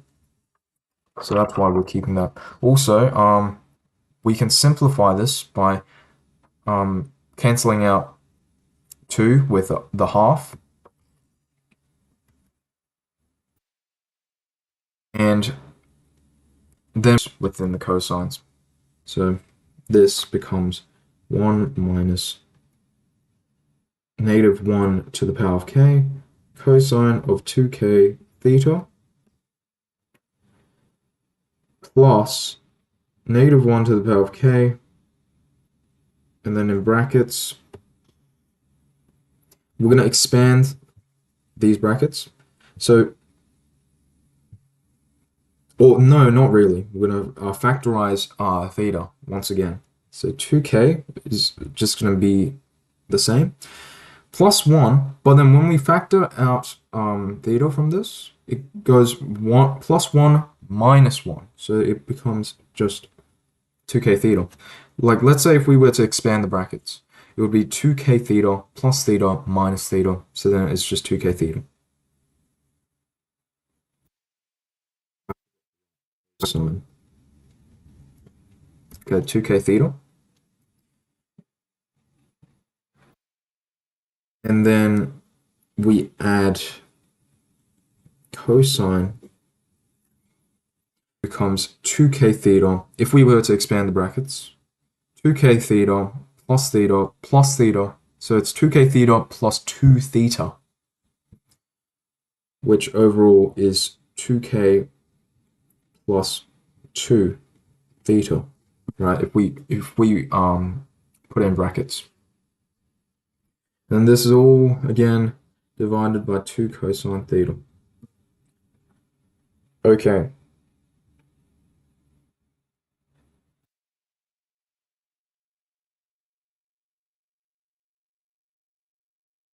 This is the interesting part.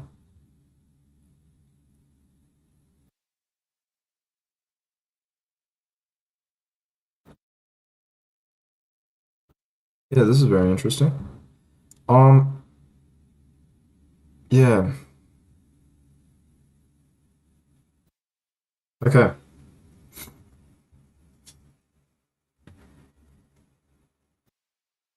You can factor out -1 to the power of k from this. So then we get cosine 2k theta plus cosine 2k theta plus cosine 2k plus 2, all in brackets, theta. And then this is all over running out of space. Oh, okay, there's a back page. There's a back page. That's good. Okay. Oh.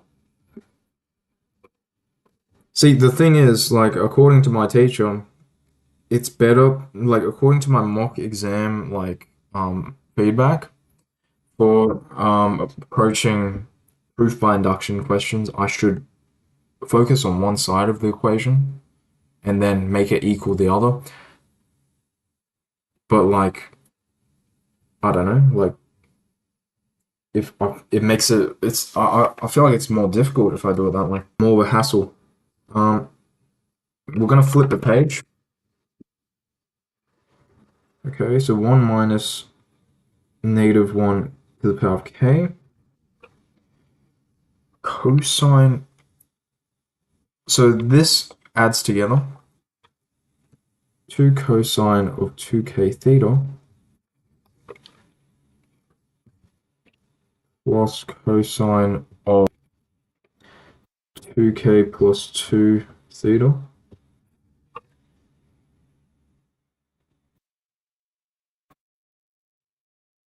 Okay, and then this is all divided by 2 theta. Okay. The problem is actually getting the expression.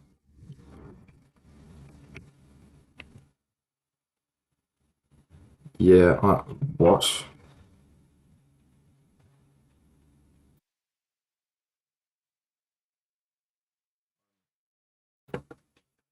You'll get a ton paper if you've got no pages, so just take your time. I also agree that proof by induction requires a ton of working out. Thank you, sir. Thank you, sir. This is why you're the Raja. Yep. Okay.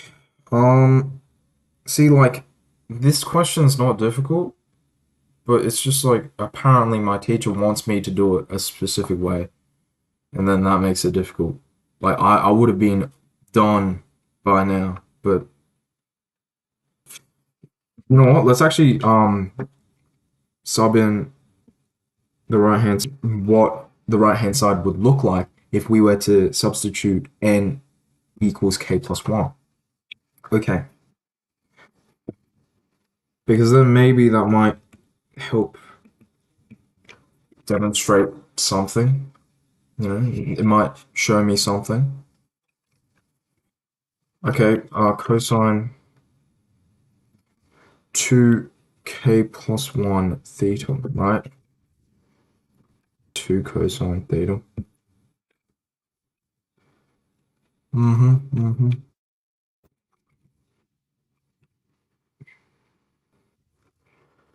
Um,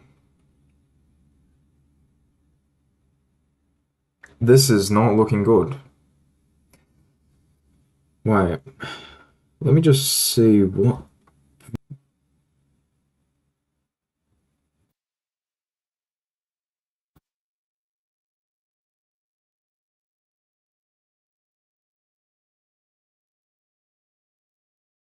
Wait, okay, let's see the formula sheet.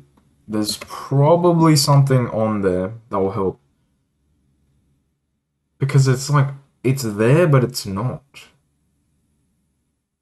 Like, I don't know what I did wrong. Wait, I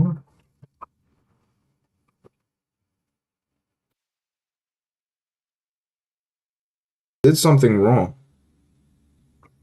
I just don't know where.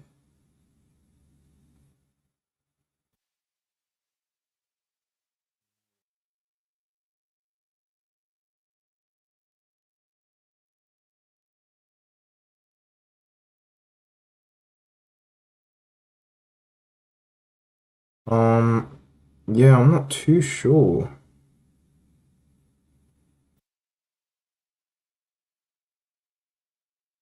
Not too sure. Um, I would have any advice? Any advice? I'm in a sticky situation. I actually have no clue. Um,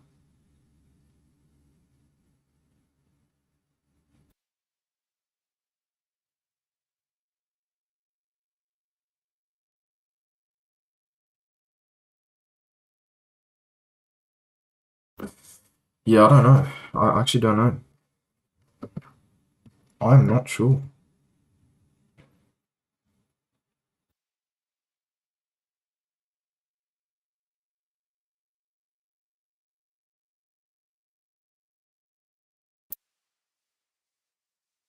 Um, um,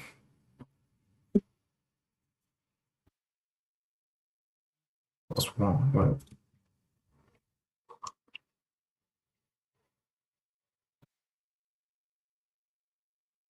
-1. Yeah. And then I sub that in. Yeah.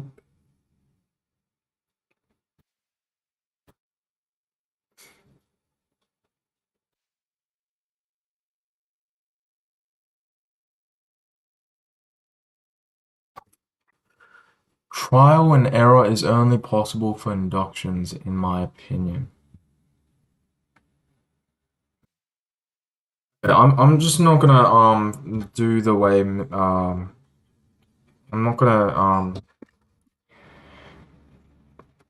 do it the way Mr. Poitevin asked me to do it because like either way I still got the marks in the mock exam. So like clearly it's not a wrong way to do it.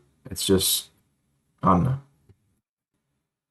Okay, I'm gonna restart. So I've done the prove true for n equals 1. So I'm not gonna restart that. I'm not gonna restart the assume true. So all I'm gonna do is I'm restarting the inductive step. So prove true. K plus 1. Watch this. Watch this. The greatest lock-in in history. Okay. Um. Yeah. Okay. Oh,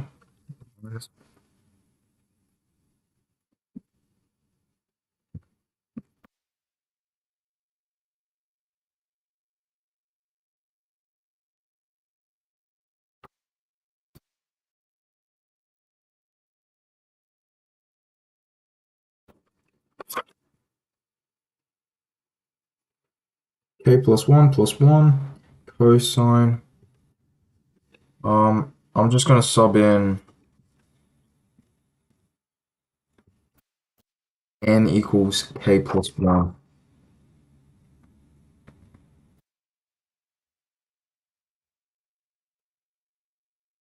Okay. Watch this. Watch this. It's magnificent. It's magnificent. Then this equals the right hand side, right?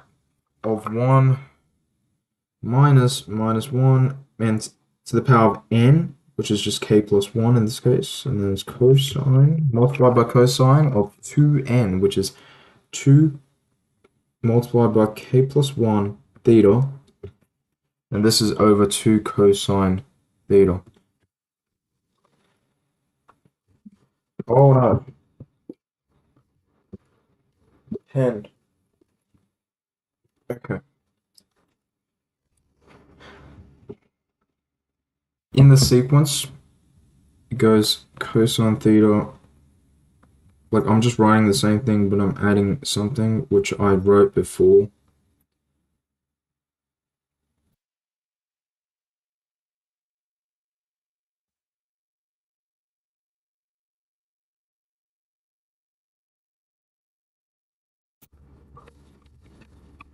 2k minus 1 theta.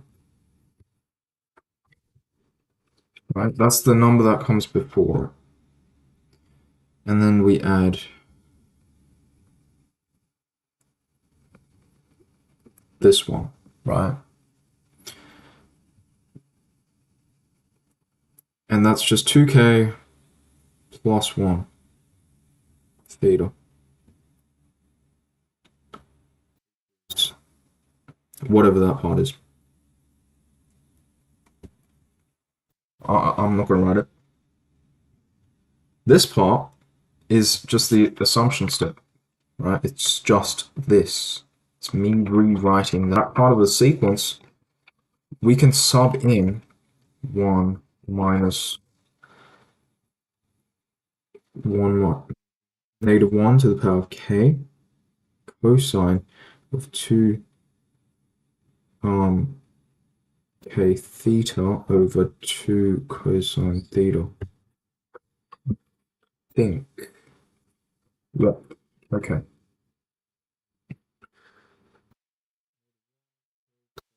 Two cosine 2k plus 1 theta.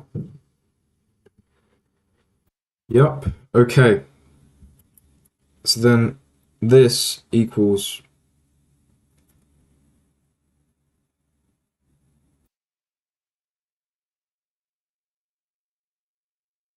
to save lines.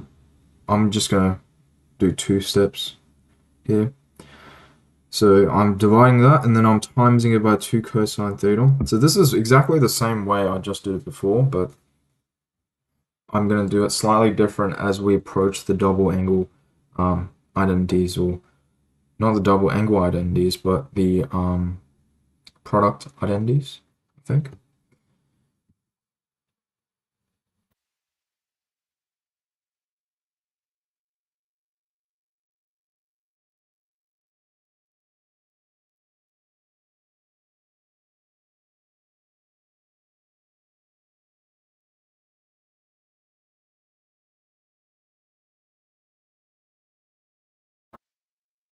Like this is basically exactly the same. This so it's just half of the angles being subtracted. It says 2k theta, and then you add the 2k plus 2 theta.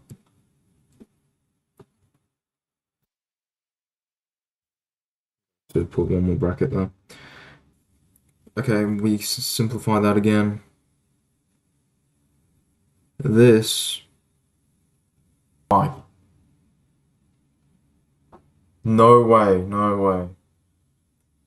I'm so dumb. Okay.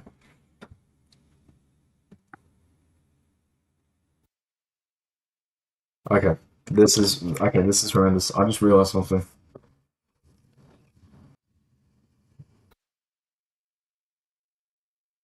Okay, yeah, this line of working is incorrect. This from this line of working and to this line was incorrect. I just realized something. Here it's negative, here it's positive, but I factored out k. But I didn't account for the difference in sign. Should have cancelled out with this, and then it would have just left this, which is basically this.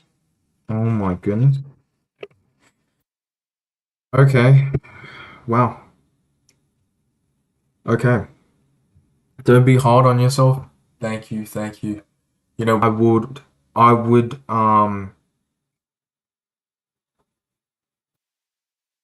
I'm going to ace this exam. Thank you, Blasterpede Gamings. Okay. So, here, I'm actually just going to this, or distribute. So this is just, again, same principle applies. This is basically -1 to the power of k multiplied by -1 squared, right? And -1 squared is just 1, yeah? So we get plus -1 to the power of k multiplied by cosine 2k theta. And then we add -1 to the power of k cosine of 2k plus 2 theta. Okay. Now, this cancels with this. Oh, that's satisfying. That's satisfying. 1 plus this. So I could have just followed Mr. Poitevins' method, and then I would have gone, okay, fair enough. Let's just pretend that 2 cosine is still there, because the reason why it disappeared from this line of working to this line is because I'm not writing down the right-hand side, but I just left it. But then what I did between this line and this line is I multiplied both sides by 2 to cancel out the denominators, since both sides have 2 cosine theta as a denominator. Okay. This equals 1 minus this plus 1 cosine of k plus 1 theta over 2 cosine theta. Okay, wow, this was not very difficult. Oh my goodness, I just made a silly Billy mistake.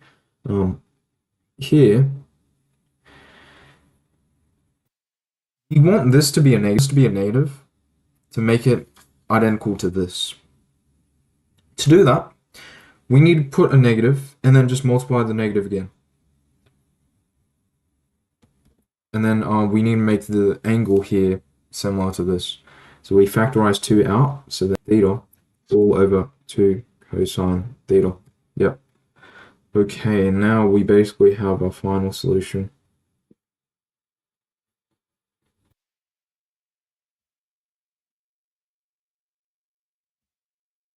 So this is -1, so we can use our index laws to just add to the power.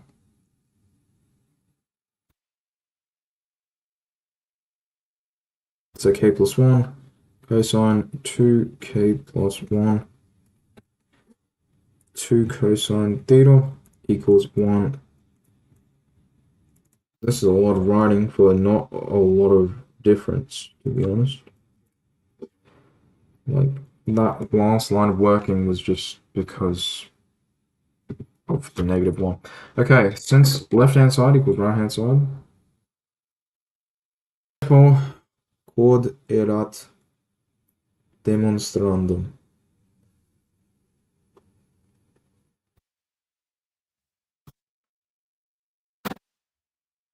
Oof. That was an annoying question because of that mistake. Either way, we're on question 17. We've made progress. Okay. 7 marks. Determine the smallest positive value of A given. So this is the question.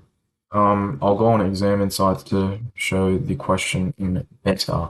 We're gonna go over the answers at the end. Okay, here's the question. Yep. So there's going to be a lot of cancelling out, a lot of simplification, a lot of use of the formula shape, definitely, because of all the double angle identities and whatnot, and especially the square. So we're definitely going to use the Pythagorean identities, I think they're called that, yeah, up here. Going to be using this. That's definitely going to be involved in a variety of different ways. Okay, so here it is. Oh, okay. Taking a longer time than I expected, to be honest. Okay, immediately, what should we do? Before we apply the definite integral, we should simplify as much as possible. Okay, So the bounds are a and negative a. We're trying to find the smallest positive value of a. Okay. So when we square this fraction, what do? We get secant squared. So we square the first term. We also square the second term, but I usually tend to multiply them together and then double them. So 2 secant 2x tan 2x, right? Then the last term is tan squared 2x. And then we square this, it's cosecant squared 2x, and then we double the product of this.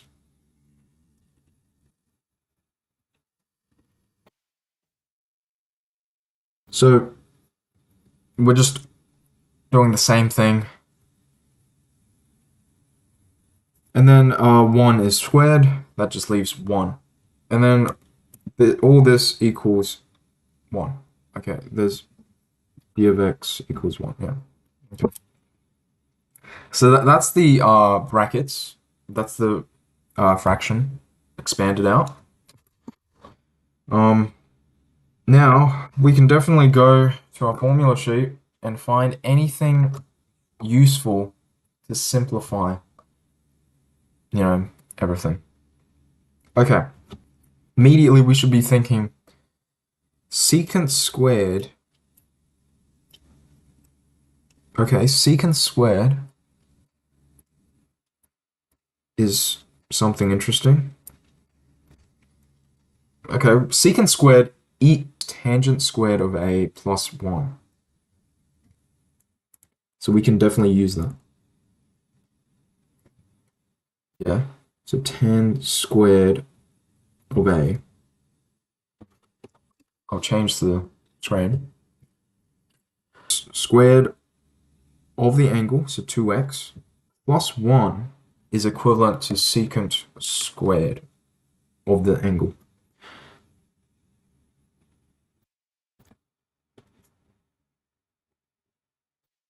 It's also very handy that the angle is the same. It's all 2x.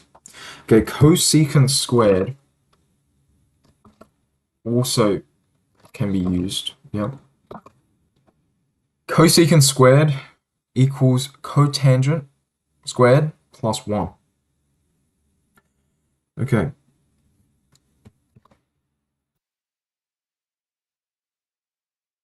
So, cotangent squared of 2x plus 1 plus 2 cosecant of 2x plus 1. And then dx equals 1. Okay, now we're going to collect the like terms. So we have 2 tangent squareds of 2x on the numerator. So we can add them together, giving us 2 tangent squared of 2x. We also have this term with both secant and tangent, which we can't really group with anything else. And then we just have plus 1 at the end. Okay, cotangent squared. What is that? Cotangent is the inverse. So it's 1 over tangent. So in this case, I've made it so that it's expressed as 1 over tangent of 2x, and then it's all squared. Just like so. It's not, the camera's not very good, but yeah. And then 2 cosecant squared, not secant squared, it's just 2 cosecant of 2x plus 1. And then we just write everything else that we haven't changed. Now is that we can all express these as sine of 2x and cosine of 2x. So tangent is sine over cosine. So we can actually demonstrate that. Sine of 2x over cosine of 2x, and this is all squared. Okay, secant, just like what I was saying about cot or cotangent, is it's good, bro. I mean, yeah, camera quality is good, but sometimes like the focus doesn't, like when I get close, it doesn't autofocus. That's the unusual part. What? Like I don't know. Like it's good, but it's yeah, I don't know. Okay, secant is 1 over cos 2x. Yep. And then it's multiplied by tan of 2x, which again, like I said before, is sine over cos. And then we just add 1 at the end. Yeah. Okay. This, we're just going to keep that because right now we can't really do much with it. And then 2 cosecant is 1 over sine. So if you forget what represents what in terms of these inverse trig functions, just look at the third letter. That's how I was taught. Yeah, so look at the third letter, and that's the trig function that you have to use when it's 1 over that. Okay, so if we keep going,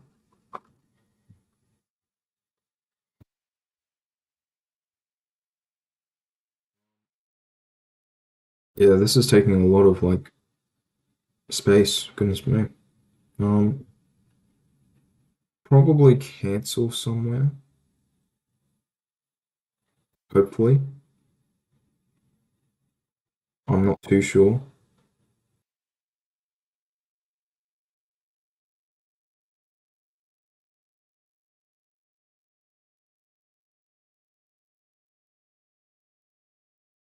If I express everything in terms of sine and cosine, I think it would help. Which is kind of what I said.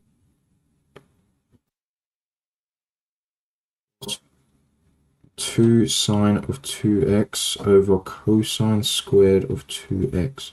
And this is plus 1 all over.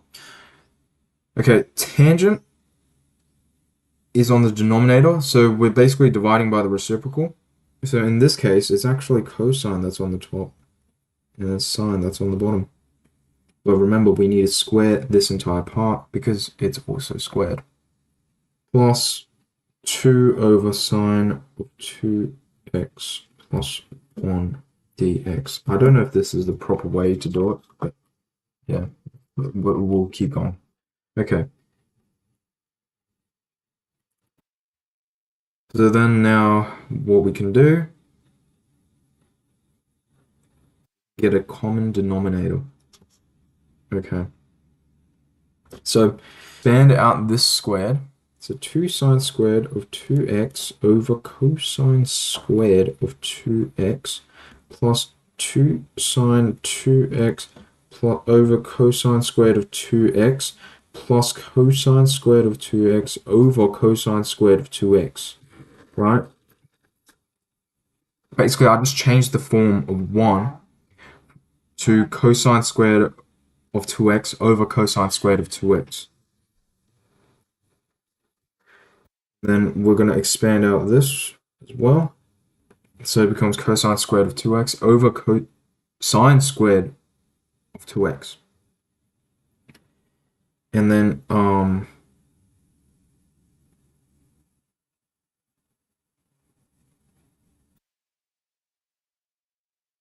think I just leave this part.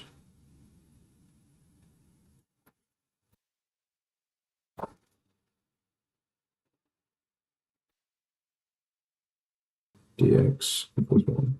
Yeah. Okay.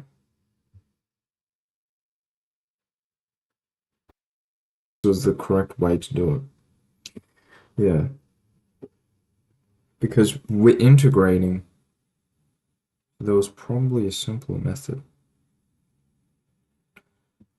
Hmm. I mean, there's always simpler methods, but this maybe this isn't as efficient as it could be. Okay.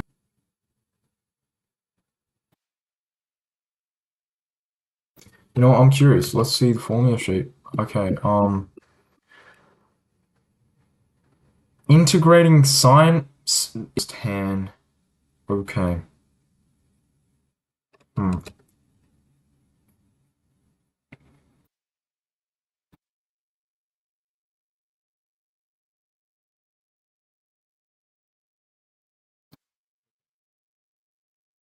Anyways, what we're gonna do is we're gonna do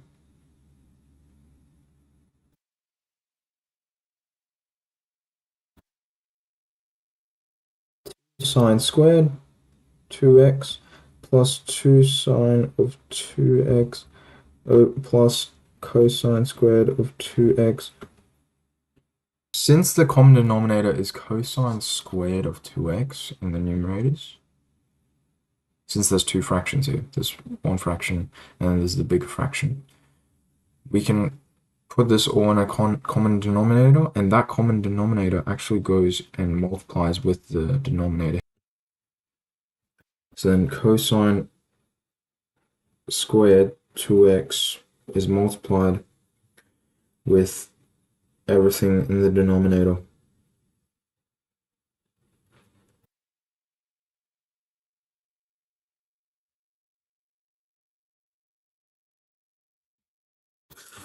Okay, okay, there's extra pages in this as well, which is good.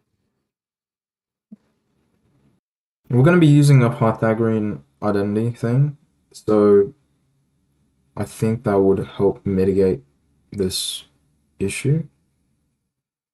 Yeah. Okay. Um,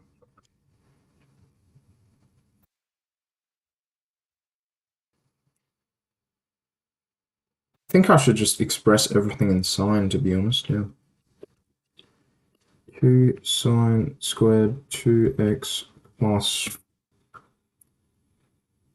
2x plus cosine squared. Cosine squared equals 1 minus sine squared. Yeah, that's on the formula sheet, just in case you forget.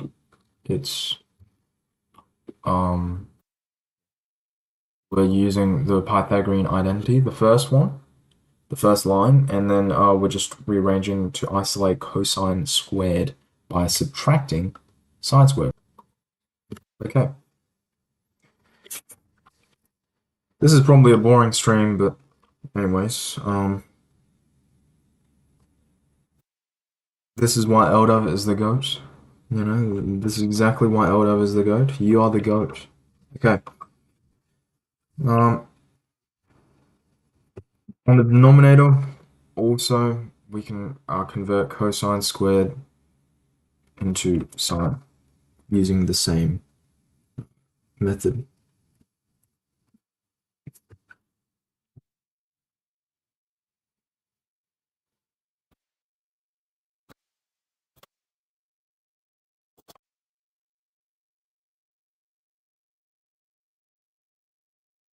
G2.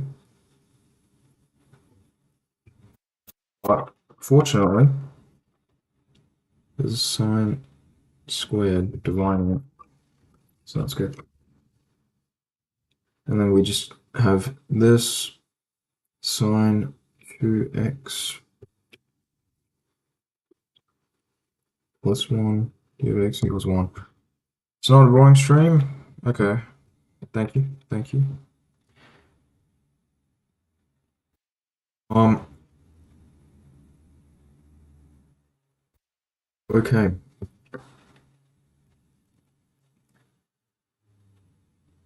Now we can simplify things on the numerator once again. So we can subtract one of the sine squareds, leaving us with just sine squared. Right? 2 minus 1 is 2, 2 minus 1 is 1. So that's where it comes from. And then this plus 1. A perfect square. That's interesting. That's actually very interesting. Yeah, that's Okay. One. Okay. I think I will just expand this bracket. Yeah. So 1 minus square. So we can just either use FOIL, so first outside, inside, last to expand the brackets, or we can just use the perfect square rule thing, which is basically the same thing. FOIL is just more versatile. Yeah. So we square this and then we double this. So it's 2 sine squared 2x. And then we square the last term, which becomes sine to the power 4 of 2x. And then this is all divided by sine 2x. And then we get 2 divided by sine 2x plus 1. There is no way this is... No. There's definitely a simpler method. This is way too time consuming. I don't know what I did wrong. Like, I genuinely... I think you're meant to simplify it before you square. I think that's the key. I'll try doing it a different method. Because at this point, I don't care about time. Oh, it's way over time, like in terms of explaining. Okay. So I'm gonna actually put this as a perfect square because it is a perfect square. If I expand this out, it will go back to that. So sine, we square this, so sine squared 2x, and then we multiply these together, double it, 2 sine 2x, and then we square the last one, last term, so it's 1. Okay, here we're gonna just remove everything. So 1 over sine squared 2x, and then this becomes, these cancel, so it leaves us with -2. This positive sine squared of 2x. This is plus 2 sine of 2x. This is plus 1 dx equals 1. Okay.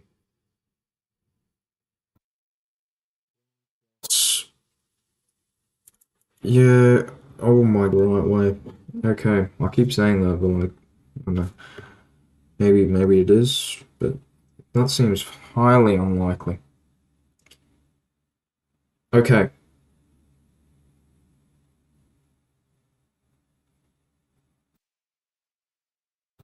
Sine. Wait, what?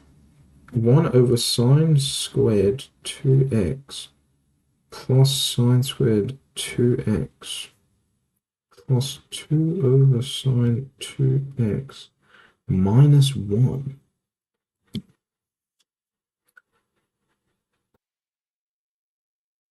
There's no way. No, this doesn't even... What? What is this? What abomination is this? Like, this is definitely...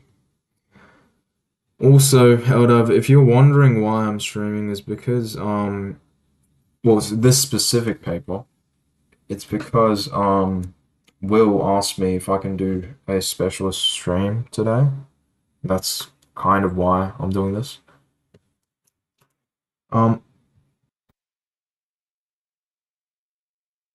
This does not seem right. Okay. That's pretty disappointing, to be honest. Okay, I think I made a mistake somewhere down the line because there's no way this is the correct answer. I'm not going to cross this out, but I'm actually going to try a different method and not use as much space because so I'm methodical. I'm going to skip some steps between lines. Okay. I'm just going to have the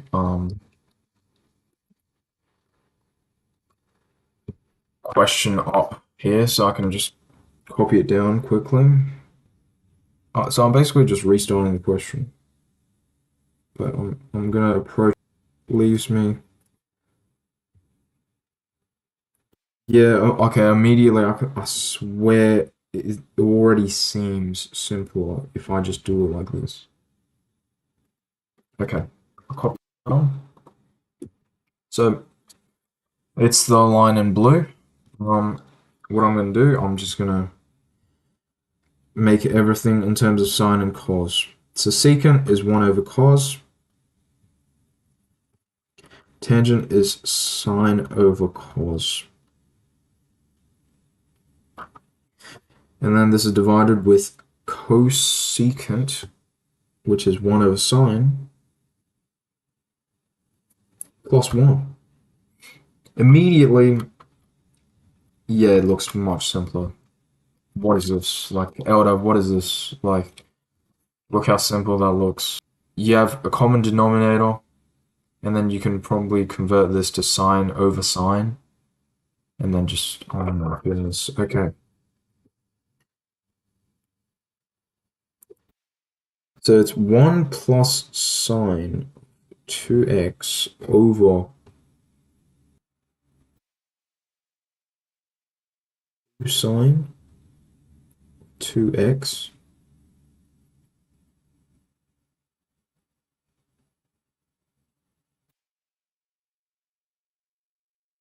And then I'm going to multiply it. So um, I'm going to leave it like this. And then this is just a different form of 1.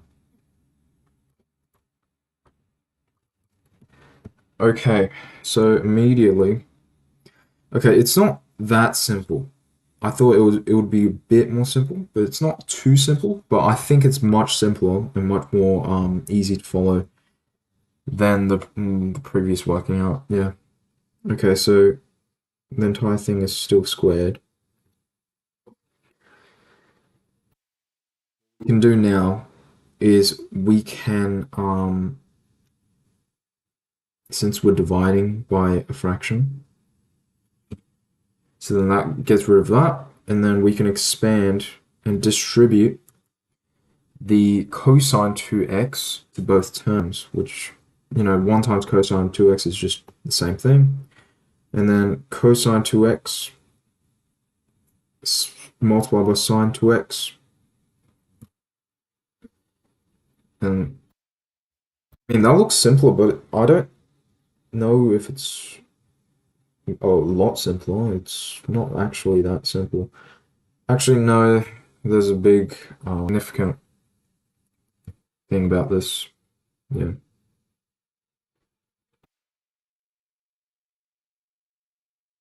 My goodness. Yeah. Okay.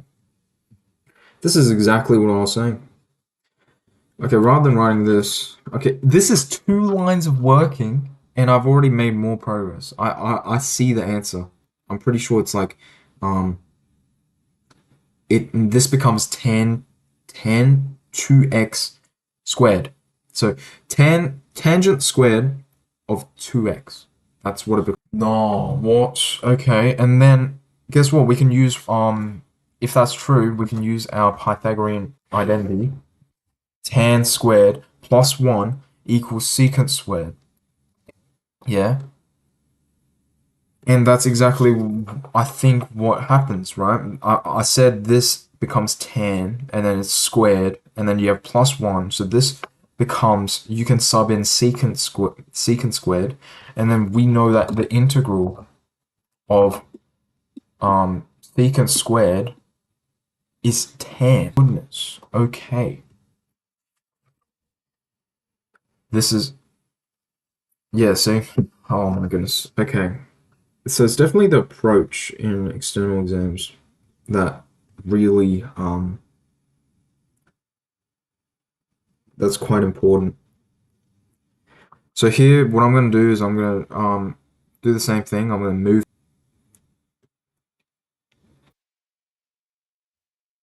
and then rather than actually distributing cosine, I'm just gonna leave it.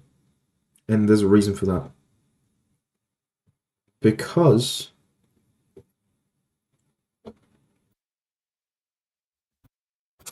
what do you notice? Um this is the same as this. So we can cancel out that. We can cancel this, we can cancel that. Yep. Mm-hmm. And then we get sine over cos, which is tan. Goodness. All that for just 3 lines of work. Okay. This is 1 plus tan squared of something, right?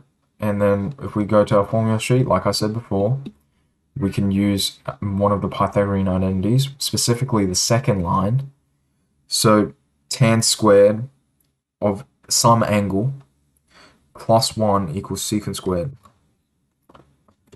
So then this becomes secant squared of 2x dx equals 1. What? Okay. That's much simpler, much less of a hassle. If you approached it, let's say in an exam, in the external exam, you approach this question just straight off like this first, that would have saved so much time. Oh my goodness. I didn't even need to apply the square. I just simplified it in terms of the fraction itself. And then the square just disappears because of the Pythagorean identity. Wow. Okay. And then we know that the integral of secant squared tan. Okay. We're going to use green pen for this because this is actually something different. So this becomes, we're integrating secant squared of x, but in this case we have 2x. It becomes tan of 2x. Since it's 2x, we must not forget that we must also divide by the derivative, since we're integrating. And then, since it's a definite integral with bounds negative a, we need to also have that. Okay.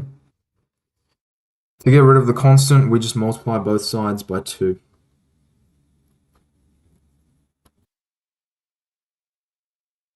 Yeah. Okay. And then we sub in a. 2a, and then we minus tan of negative 2a, and a equals 2. Is this correct? Hopefully. Okay, we have 2a, and okay, so to explain this part, I think I can use a diagram. So here we have the unit circle, and we have x and y. Yeah. Tan is positive in the first quadrant and the third quadrant, not in the second or the fourth, because only one of sine or cos is negative in these quadrants. Both sine and cos are negative in quadrant 3, so that's why if you have a negative and then multiply or divide by another negative, so that's why, yeah. You have some angle. Let's say 2a is just somewhere here.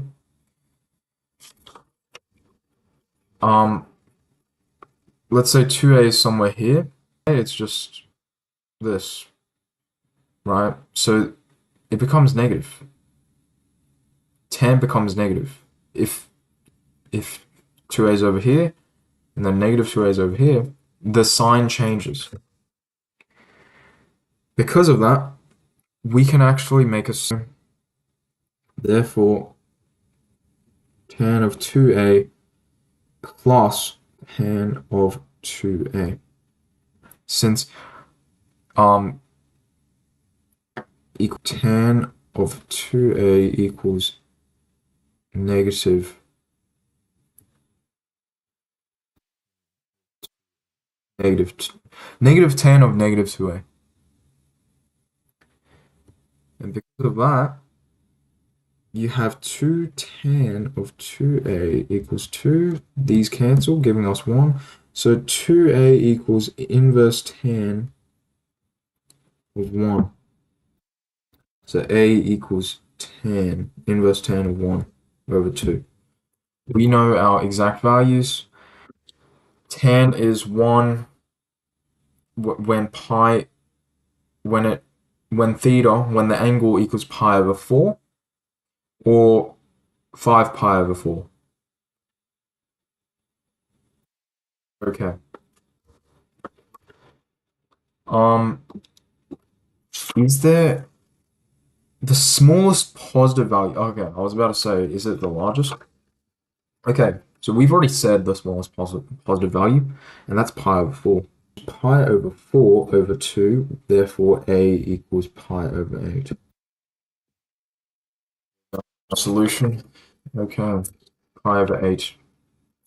Might be wrong, I don't know. Here we go. Now, that wasn't even the second last question. Goodness me. This paper's yeah, this is taking a shockingly long time, actually. I think we're just taking our time here. Okay, I'll try and go faster this time. So here's the question, question 18. Complex unfamiliar. Okay, that's good. One of the roots, blah blah. Determine the possible values for A and B such that all remaining roots of P of Z have an imaginary component. Immediately we should be thinking, oh, conjugate root theorem, um, remainder theorem, all that stuff. All of that. Okay, so if given that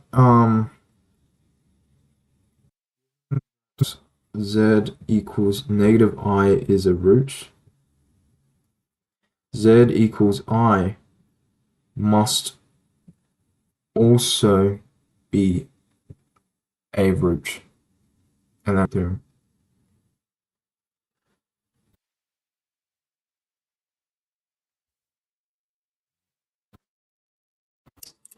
Therefore, P of Z has factors Z plus I, Z minus I. Right.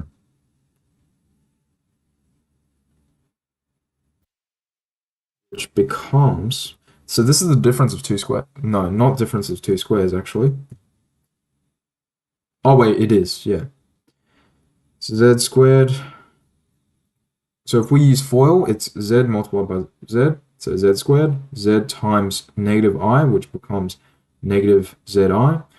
I times Z, which becomes positive ZI, which then cancels with the negative Z by negative I, equals negative I squared, negative multiplied by negative 1 equals positive 1. So Z squared plus 1 is a factor of P of Z. Okay. Determine the possible values for A and B such that all remaining roots of P of Z have an imaginary component. Now it's A and B, the coefficients A and B are natural numbers. So it's not going to be like a range. We're going to have to explicitly state like the values probably. And we can use the quadratic formula and the determinant to find out where which values would yield a negative determinant and then therefore have an imaginary component, you know, be a like solution. Okay.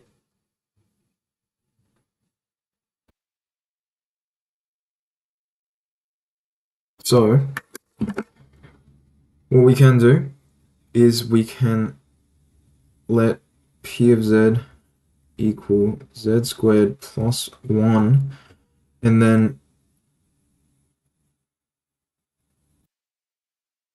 they have, so I'm basically gonna equate coefficients. That's the approach I'm gonna take. Usually I would do long division, but in this case I'm just gonna equate coefficients. So we're gonna put arbitrary coefficients that we're gonna solve for. The thing about this though is z to the power 4 is going to be the only term that's multiplied with the z squared, right? I mean, that was like a bunch of words that didn't mean anything. But we know that this is a quadratic, right? This is a quadratic, and the factor that I'm going to write here is also going to be a quadratic factor. Because of that, multiply, and that's going to produce this, which means that whatever this value is, it's going to be 2z squared, right? This multiplied by this produces 2z to the power 4. Okay, so I can kind of skip solving for this coefficient. And then we have p and q, which are arbitrary coefficients, where p and q are just elements of the integers, I believe. Or, I don't know. Oh, no, p and q are elements of the real numbers. Okay. So then what we do is we just expand. So 2z to the power 4 plus pz cubed plus qz squared plus 2z squared plus pz plus q. That equals, before we equate it, let's simplify and gather the like terms. So q plus 2 is the coefficient for z squared, pz plus q. Okay. Actually, this does not help.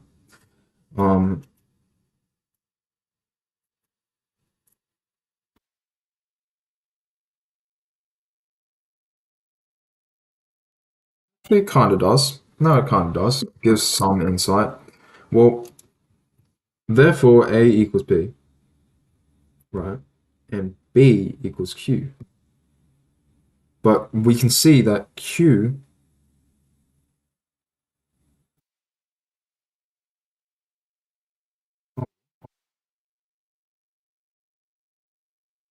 plus 2 equals 6. Therefore, Q equals 4. Therefore, B equals 4, right? We're equating this coefficient. So the coefficient of z squared is Q plus 2.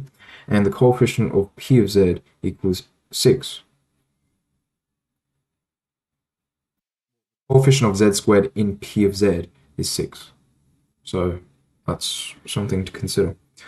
So B can only be 4, basically. That's what I'm getting from that. Okay, that's interesting. Okay. So now since we have that, what we can do is focus on this quadratic factor that we have. So now we're going to have it in terms of A and B. But in this case, B is just 4, so plus Q, which is 4, equals 0. Let 4 roots. Okay, we let this quadratic factor equal 0 for the roots. And then now we can use the quadratic formula. I'm just going to write the formula down to show evidence. But specifically, what about the quadratic formula?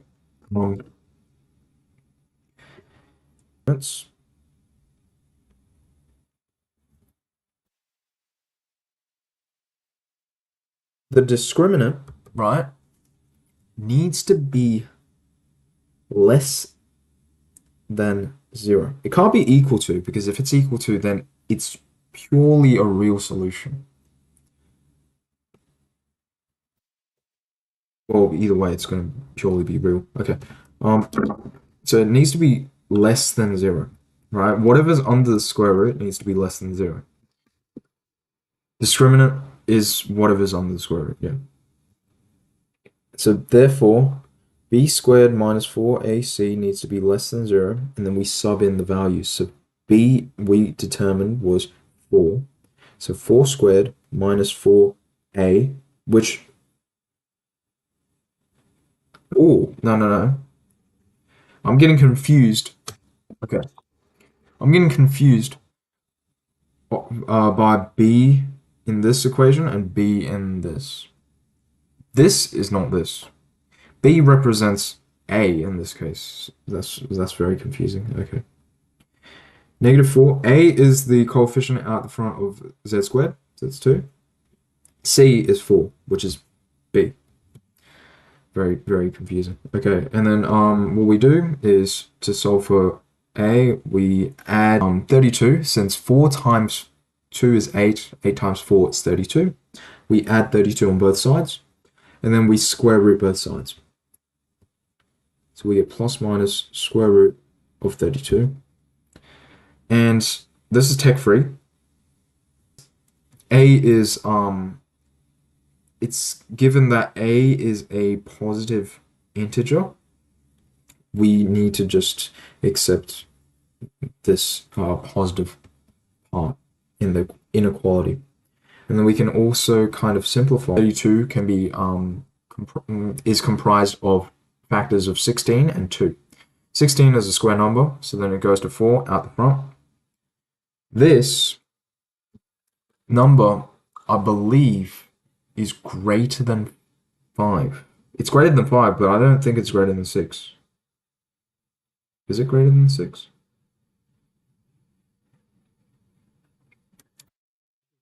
Square root of 2 is like roughly 1.4.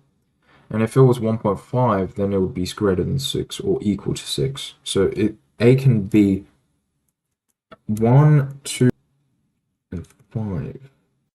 I think. Yeah. I mean, then again, the easiest way to determine it is just square these numbers and then square root them, right? So squaring 5 gives 25. Square root of 25 is obviously less than square root of 32, but square root of 36, which is greater than square root of 32. So that's our answers. Okay, that was a pretty simple question. I think this is our last question, and then I'm probably gonna have a break and eat dinner or something. I don't know. I don't know what I'm gonna do. Um, we have a circular baseball that has been positioned symmetrically on the Cartesian plane. Yep, and then we have the curve rotated about the y-axis. So this is volume of revolution. It's being filled at the rate meters cubed per second. Determine the rate at which the depth of liquid is increasing when the depth of liquid reaches one-third of the height of the bowl. Okay, so immediately we're given kind of bounds, but it's about the y-axis, so we need to convert that to the y values. Around the y-axis, we need to convert it in terms of x. Or in terms of y. Is that the correct way to discuss it? Go play Clash. Maybe. I don't know. Maybe after a break. Yeah. Maybe I'll live stream it. Ooh, maybe interesting. Okay. So first, let's find the volume of revolution. So we need to isolate x. So we add both sides.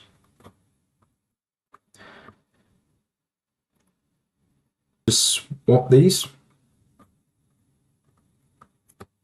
Yep. And then we subtract this and then add this. So adding x on both sides and then subtracting 4 over y plus 1. So now it's f1.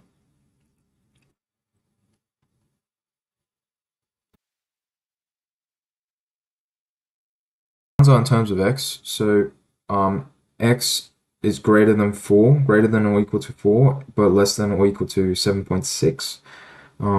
We need to convert that to like what the y values are at those points. Okay, for the bounds of solids of revolution, sub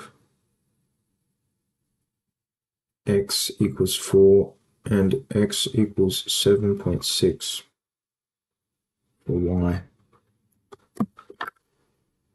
Okay, so y equals 4 over 8 minus 4 minus 1 equals 4 over 4 minus 1 equals 0. Okay, y equals 4, 8 minus 7 over 6 minus 1. 4 over 0.4 minus 1 equals 4 over 10 minus 1 equals 9. Therefore, volume equals pi 90, and then we're squaring f of y, which is this. What?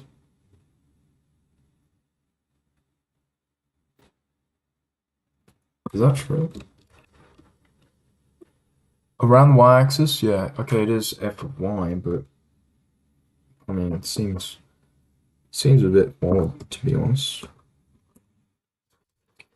Oh, it's off the screen. My fault. My fault. Okay. So we have this.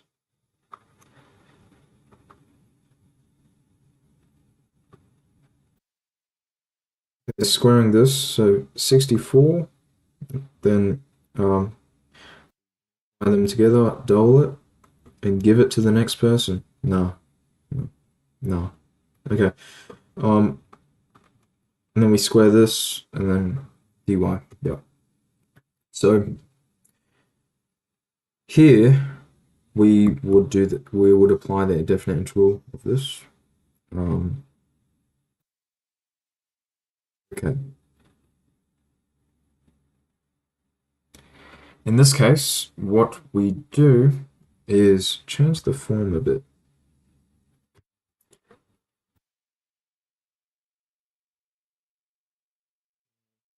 64 minus 64 y plus 1 plus 16 y plus 1 to the power of negative 2 dy. Okay. I think I can just do it all in one line of working. 64y minus 64 ln of y plus 1, and it's the absolute value brackets. And then we have 16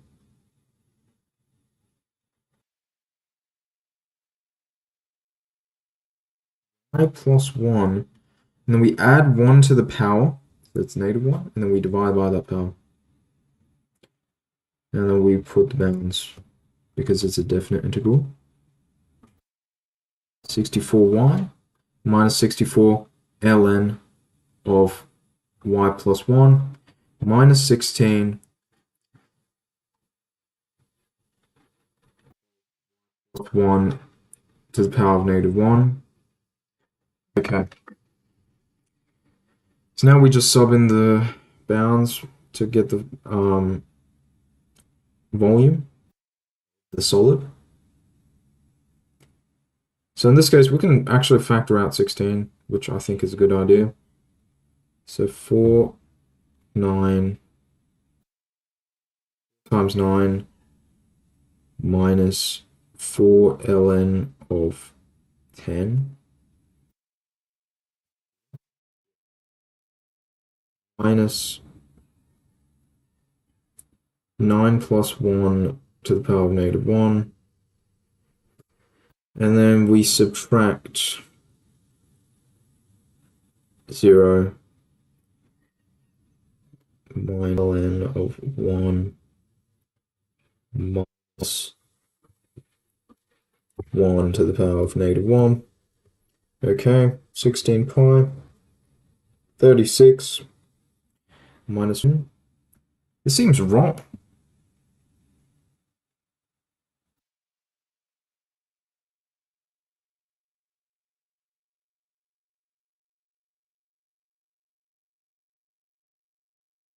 But I don't see why it's wrong. Like, what? I'm not too sure.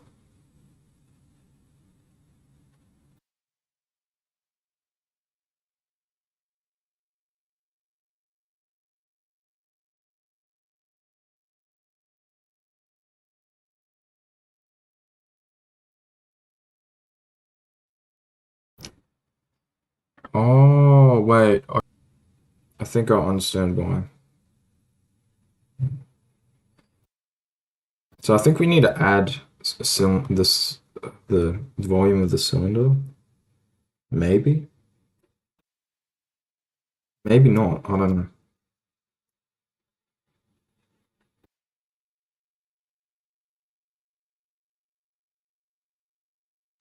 Wait. Oh, we'll just continue. Um, I'm just confused about this part, really. Like, this is the part I'm confused about.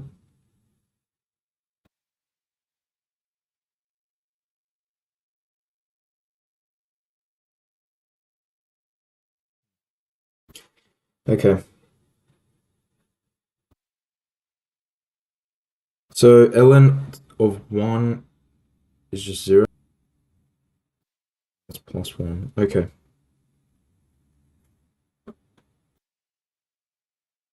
7 minus 1 over 10 minus 4 ln of 10. This does not seem right. There's no way this is right. Something went wrong. So I can assure you, like 100% something went wrong.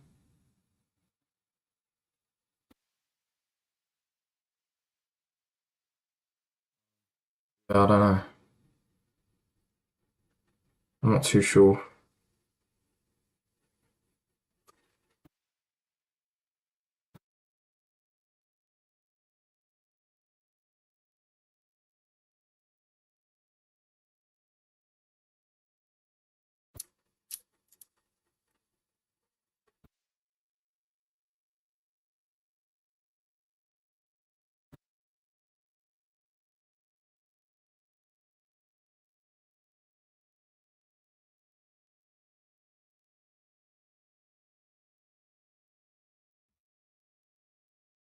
Okay.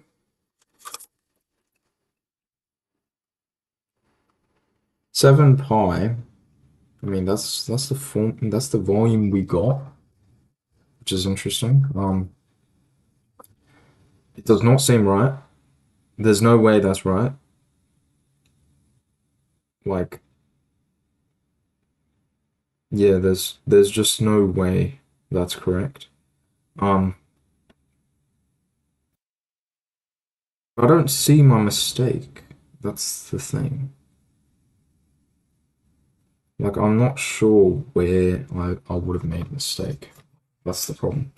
Um,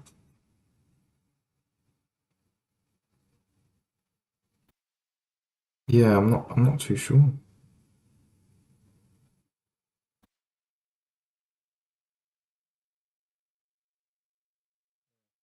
I almost certainly wrong.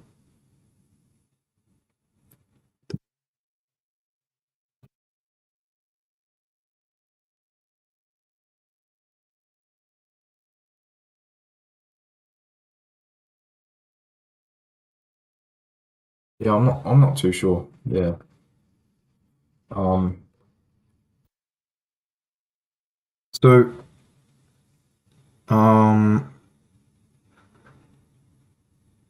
I've converted the bounds in terms of y, which which is what you're meant to do because we're rotating it about the y-axis. But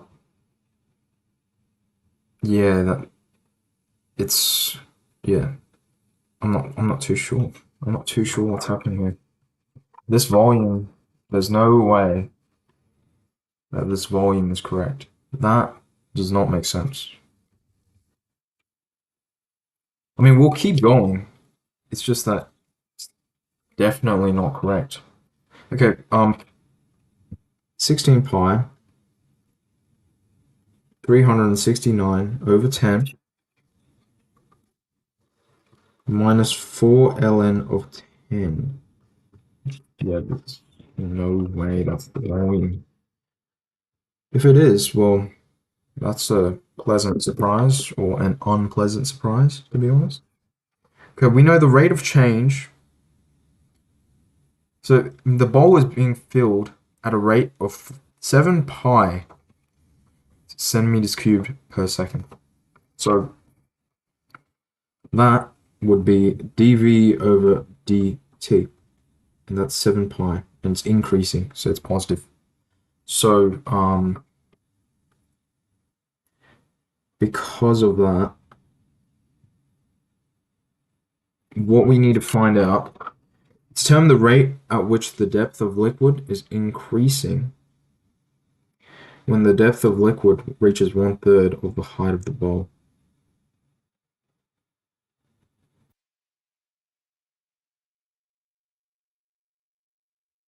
Okay. Um, this is actually a challenging question. We need to find dH.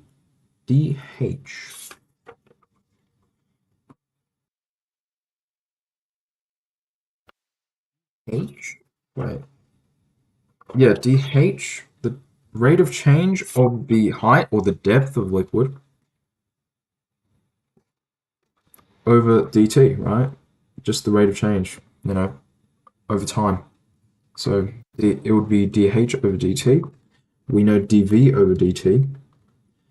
And to get rid of dV, we go dH over dV. Yeah? So like the chain rule. Um,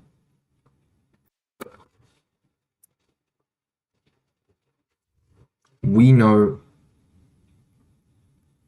what dV over dt is. It's 7 pi. But we need to work out dH over dV. And the volume,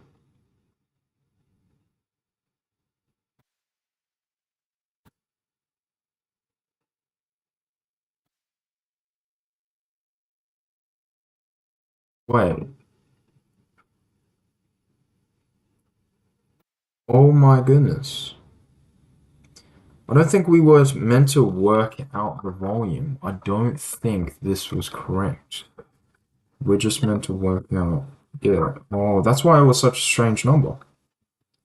We're trying to find the rate of change of the volume in terms of height, or the height in terms of volume. So the bound that we use,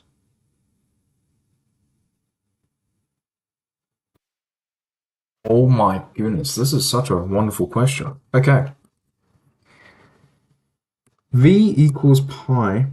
It starts from 0, but then h is the height. It's the height of the bowl, and it's also the depth. That would be the depth of the liquid. Okay. And then I've already done the working out, so I can kind of transfer this information. So it's 8 minus 4 over y plus 1 squared dy. Right, so we're dealing with solids of revolution. Okay. Velocity. I mean, not velocity. Where did that come from? I looked at V and then I was like, oh, velocity. Goodness me, too much physics. Okay. 64y. So I'm just translating it because we're transferring it. 64 1 plus 1 because I've already done it, but this was incorrect.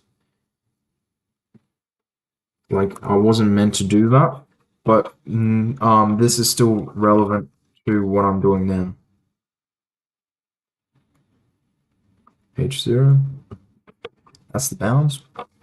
And then we get it, get the volume in terms of the height or the depth of the liquid. So now we just sub in the values, and yeah, this makes much more sense. Okay, before we do anything, I'm gonna I'm going to factor out 16 to just simplify this.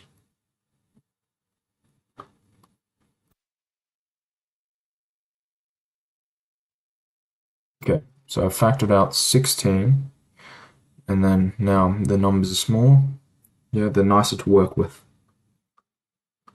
So now let's sub in the bounds. So 4y becomes 4h, negative 4, ln of h plus 1. Okay, wait, this is still kind of weird. It doesn't really make sense here. Minus h plus 1 to the power of negative 1. And then we subtract 0, because 4 times 0 is 0. Minus 4 ln of 1, because 0 plus 1 is 1. Minus 1, because 1 divided by 1 is still 1. Okay. 4h minus 4. Oh, no, no. This still works. Okay. 0 is just 0, right? We can ignore that. Just make sure you remember that there's a negative here. Okay, ln of 1 is the same as ln of e to the power of 0. The 0 can go out the front as a coefficient. That's a log law. So then this actually becomes 0. So we can ignore that. Negative 1 times negative 1 is positive 1. Yeah, there we go. Okay. Now, we need to derive this in terms of h. So dv over dh equals 16 pi. We can keep that constant at the front. 4h turns into 4. When we're deriving this, it becomes negative 4 over... Right, if you forgot that, it's on the formula sheet.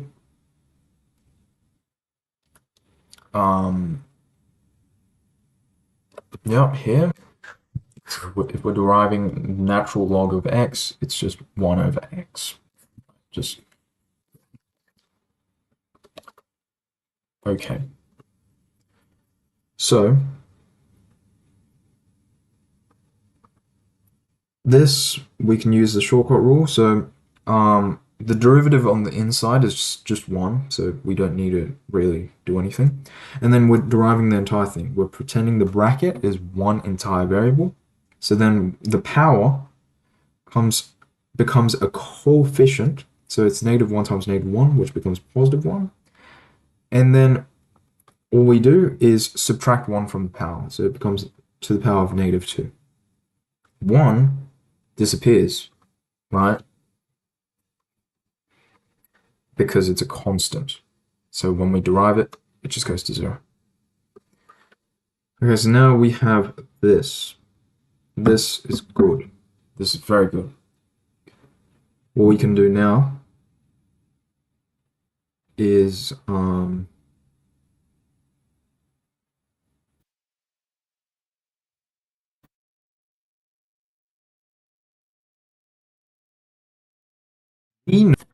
the question's asking for the rate at which the depth of liquid is increasing. So I'll actually put it on the screen. I'll put the question on the screen.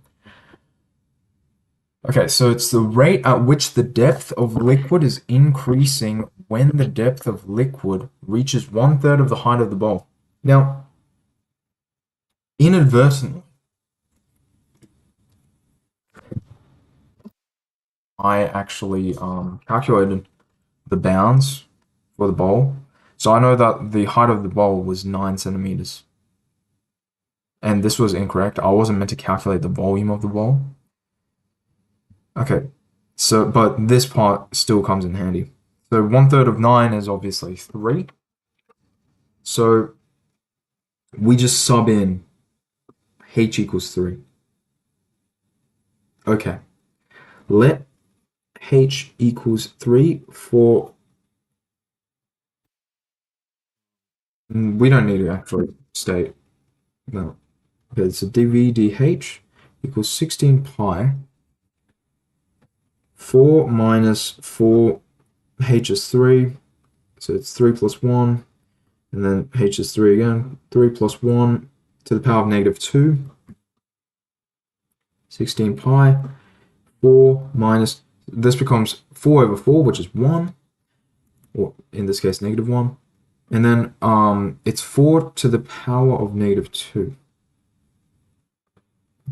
Okay, so this is 3, right? 4 minus 1 is 3. So this is 1 over 16. Right? Because when you have something to negative power, you turn it into its reciprocal, so it becomes 1 over 4, and then you square basically the entire thing. Okay, so we don't need to get the common denominator of this. We can just distribute 16 pi to both these terms. So 16 pi times 3 is 48 pi. 16 pi times 1 over 6 is 49 pi. However, this isn't actually what we want. We need to get the reciprocal of this. We need to flip this to get dH over dV. Because earlier, to get the rate of change of the depth of liquid or the height of the liquid, we need to multiply 7 pi with dH over dV. Okay, so flipping this gives us 1 over 49 pi. Okay, now we're on the last stretch. So dH over dt equals 7 pi times 1 over 49 pi. Pi's cancel, and 7 cancels with 49, giving us 1 over 7 centimeters, which I believe is the answer. Okay, now let's mark our work. Okay, and then after I mark my work, I'll probably end the live stream for now, and maybe start another one, depending on how it goes. I don't know. We'll see.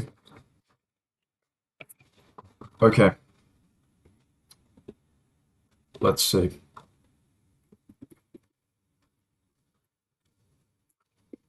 So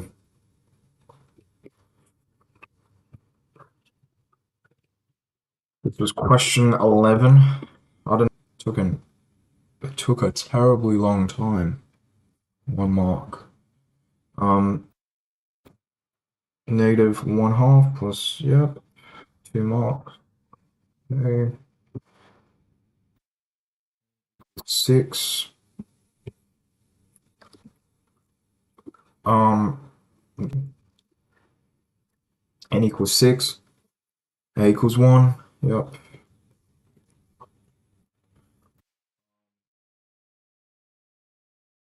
De Moivre's equals 1. Yep. You get 4 marks for that.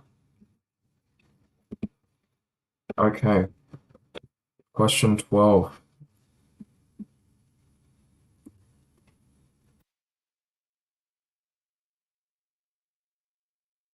Think this counts.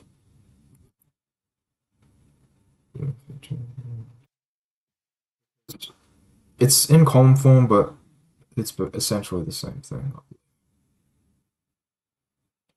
Maybe an AC. Yep. And yep. Okay. And then we got the vector normal to the plane. Okay, so their vector was in the opposite direction, but same thing. Same thing.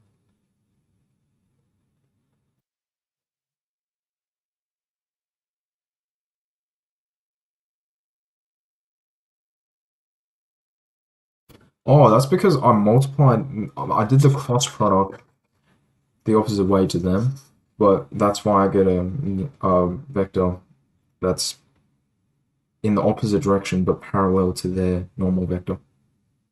Okay.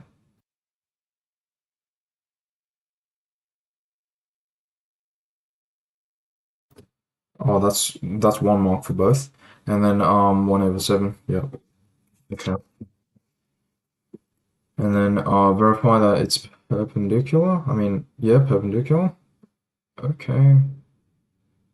Substitutes results. Yeah. Verifies that 0. Yeah.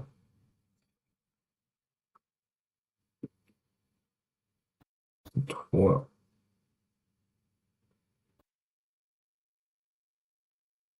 this is exactly the same. It's just everything's negative. So it is correct. If you want to look at the marking scheme, here's the marking. It's essentially the same thing, except mine was everything was negative. So the equivalent.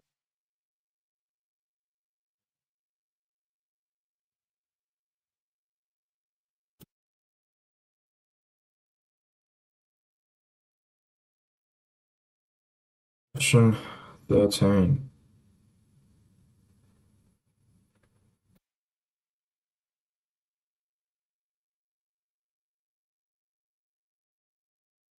I mean, it's implied through working.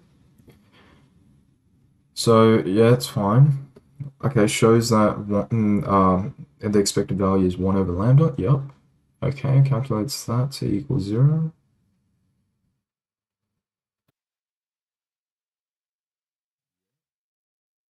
Substitutes into the integration by parts. Yep. Okay, 4 marks.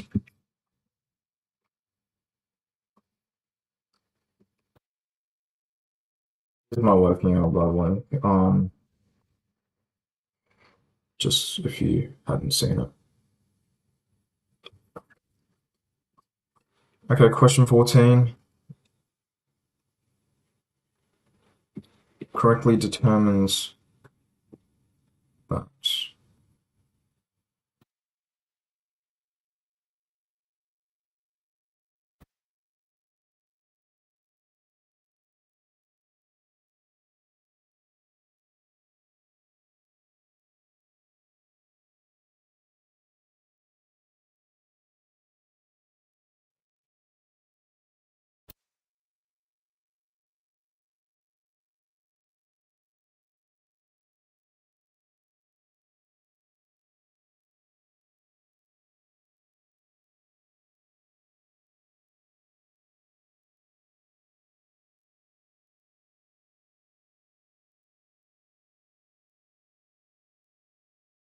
Wait, this is interesting.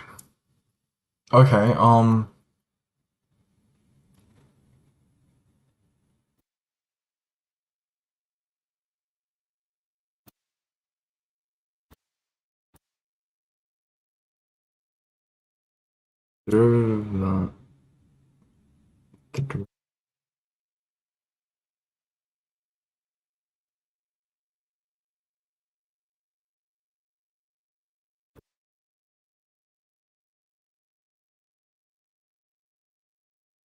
I'm confused as to where.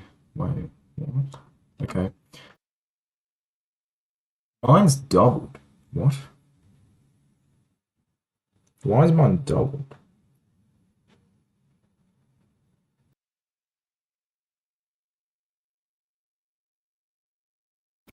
Oh, okay. This is wrong. Yeah. I think I get like follow through batch. 1 mark. Okay, I'll explain why I'm wrong. So here, I got 2, whereas the answer does not have 2. The reason why is because um inverse cos of 2x, right, can be expressed as inverse cos of x over a half, and that's part of the formula. So I don't need to apply the chain rule here. I don't need to go, oh, I need to times it by 2, I need to times it by the derivative of this. That's part of the formula. So that was an unnecessary and incorrect step. I think I would get follow through with this part as well, because the answer is negative pi. Okay, so that's interesting. That's a legitimate mistake. But that's good. That's very good that we um found that.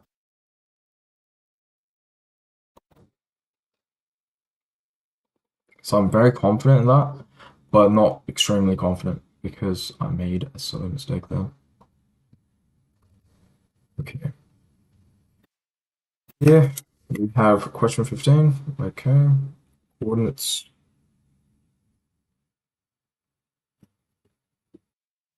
330. We see here. B is negative 330. OM is this. Yeah, one mark, one mark. Okay.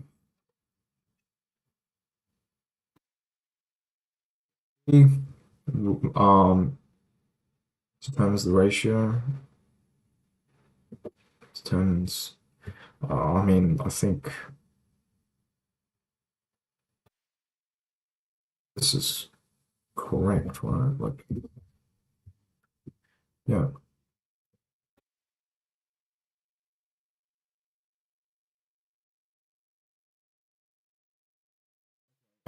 If they lie on the straight line, yep. Then using parallel components. Okay.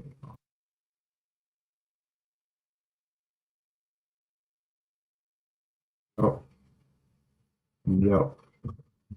Okay, 4 marks for that. Question 16 stumped me for a bit. Took a long time, but then I just did it in like 4 lines when I was trying my method.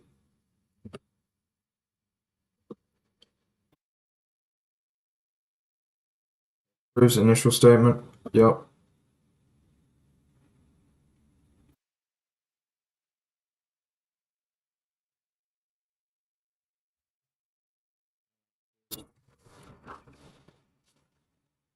That's this uses assumption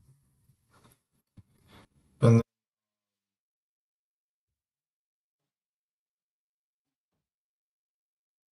the subs in this value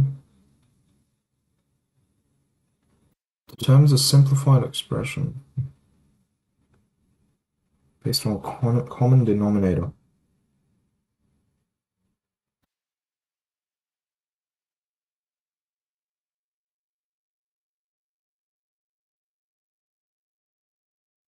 Yep. Simplified expression based on a recognition that that is that. Yep. I mean, I did the opposite actually.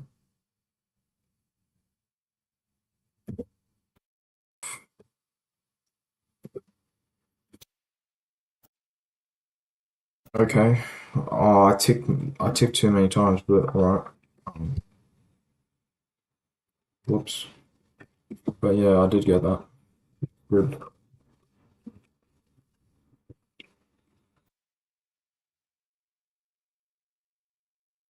Okay. Yeah, okay, so it is just simplifying at the beginning. That was my mistake. Oh no, this is the one I was talking about. Okay, so I did that. Simplifies that. Yep. Uses that suitable.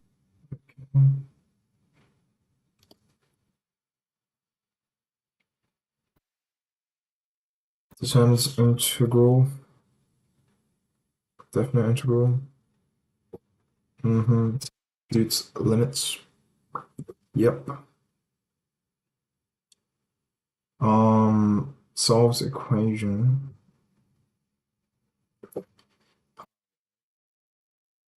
Yep. Okay. Shows logical organization. Yeah. Okay. Question 18. Like the questions weren't necessarily difficult. It's just when I'm explaining it, yeah, this is kind of expected. The physics ones didn't really make sense to me. Like I was explaining it, but I went to it was more understandable, but it's still kind of strange because it's way over. It's way. Consider the function. Okay, so let's see the marking scheme. Okay, I used the factor theorem to determine B. I mean, I still got B, so one mark. Conjugate root theorem to identify the other one. Yep, did say that. Yep, did say that. I did identify that z squared plus 1 is a factor, quadratic factor in terms of A. Yes, I did do that.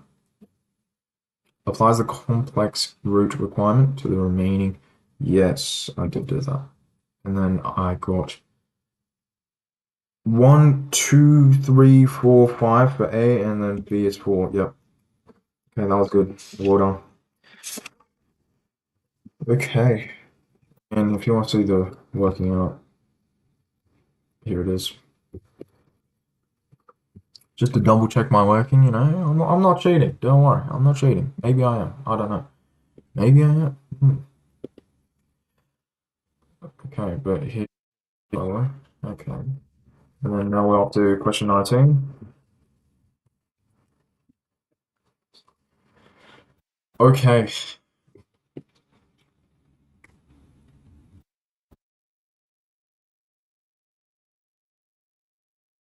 Ball has a shape, blah blah blah.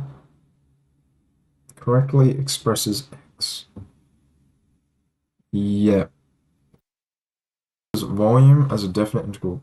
See, that was where my mistake was. Like, I didn't instantly go to that, and I tried to calculate the volume of the bowl, which I did, but that's not what was required. Okay, definite integral, is correct. Establishes an expression. No way you could just do that. This is such a simple question. Oh my goodness. Look at the marking scheme and then look what I have the integral and then it didn't matter. What on earth was I doing? I worked out the definite integral and then I subbed in the bounds and then not the bounds. Oh wait, yeah, I did something. Remember integral and then when you derive the integral, you just get the original function. Oh my goodness me. I mean, this is the whole purpose of practicing, remembering these things. Yep. Goodness me. Okay. I mean, we did get something. Yeah, which is good. Uses a related rate of change equation to determine a relationship between that and that. Yeah, I did. I mean, just say that. Like, here, up here, is correctly determines the instantaneous depth of liquid for the required calculation. Oh, so it's just 3. Okay, all you need is 3. So the grayed out parts of the sample response are basically like unnecessary parts, but then the ones with like the black, yeah, that's the parts that's required. Okay, and then logical organization, yeah, I would say it's logically organized. 7 marks. Okay, let's see what I got overall. Well, the exam was pretty easy. It's just I couldn't multitask, I suppose. Um, we got 9 out of 10 for the multiple choice because I made a silly error in question 8. 4 marks on question 11. 4 marks on question. 4 marks question 13. 4 marks question 4. Wait, 14? No. 14, I think I got lost 2 marks here. Yep. Okay, 15, 4 marks. 16.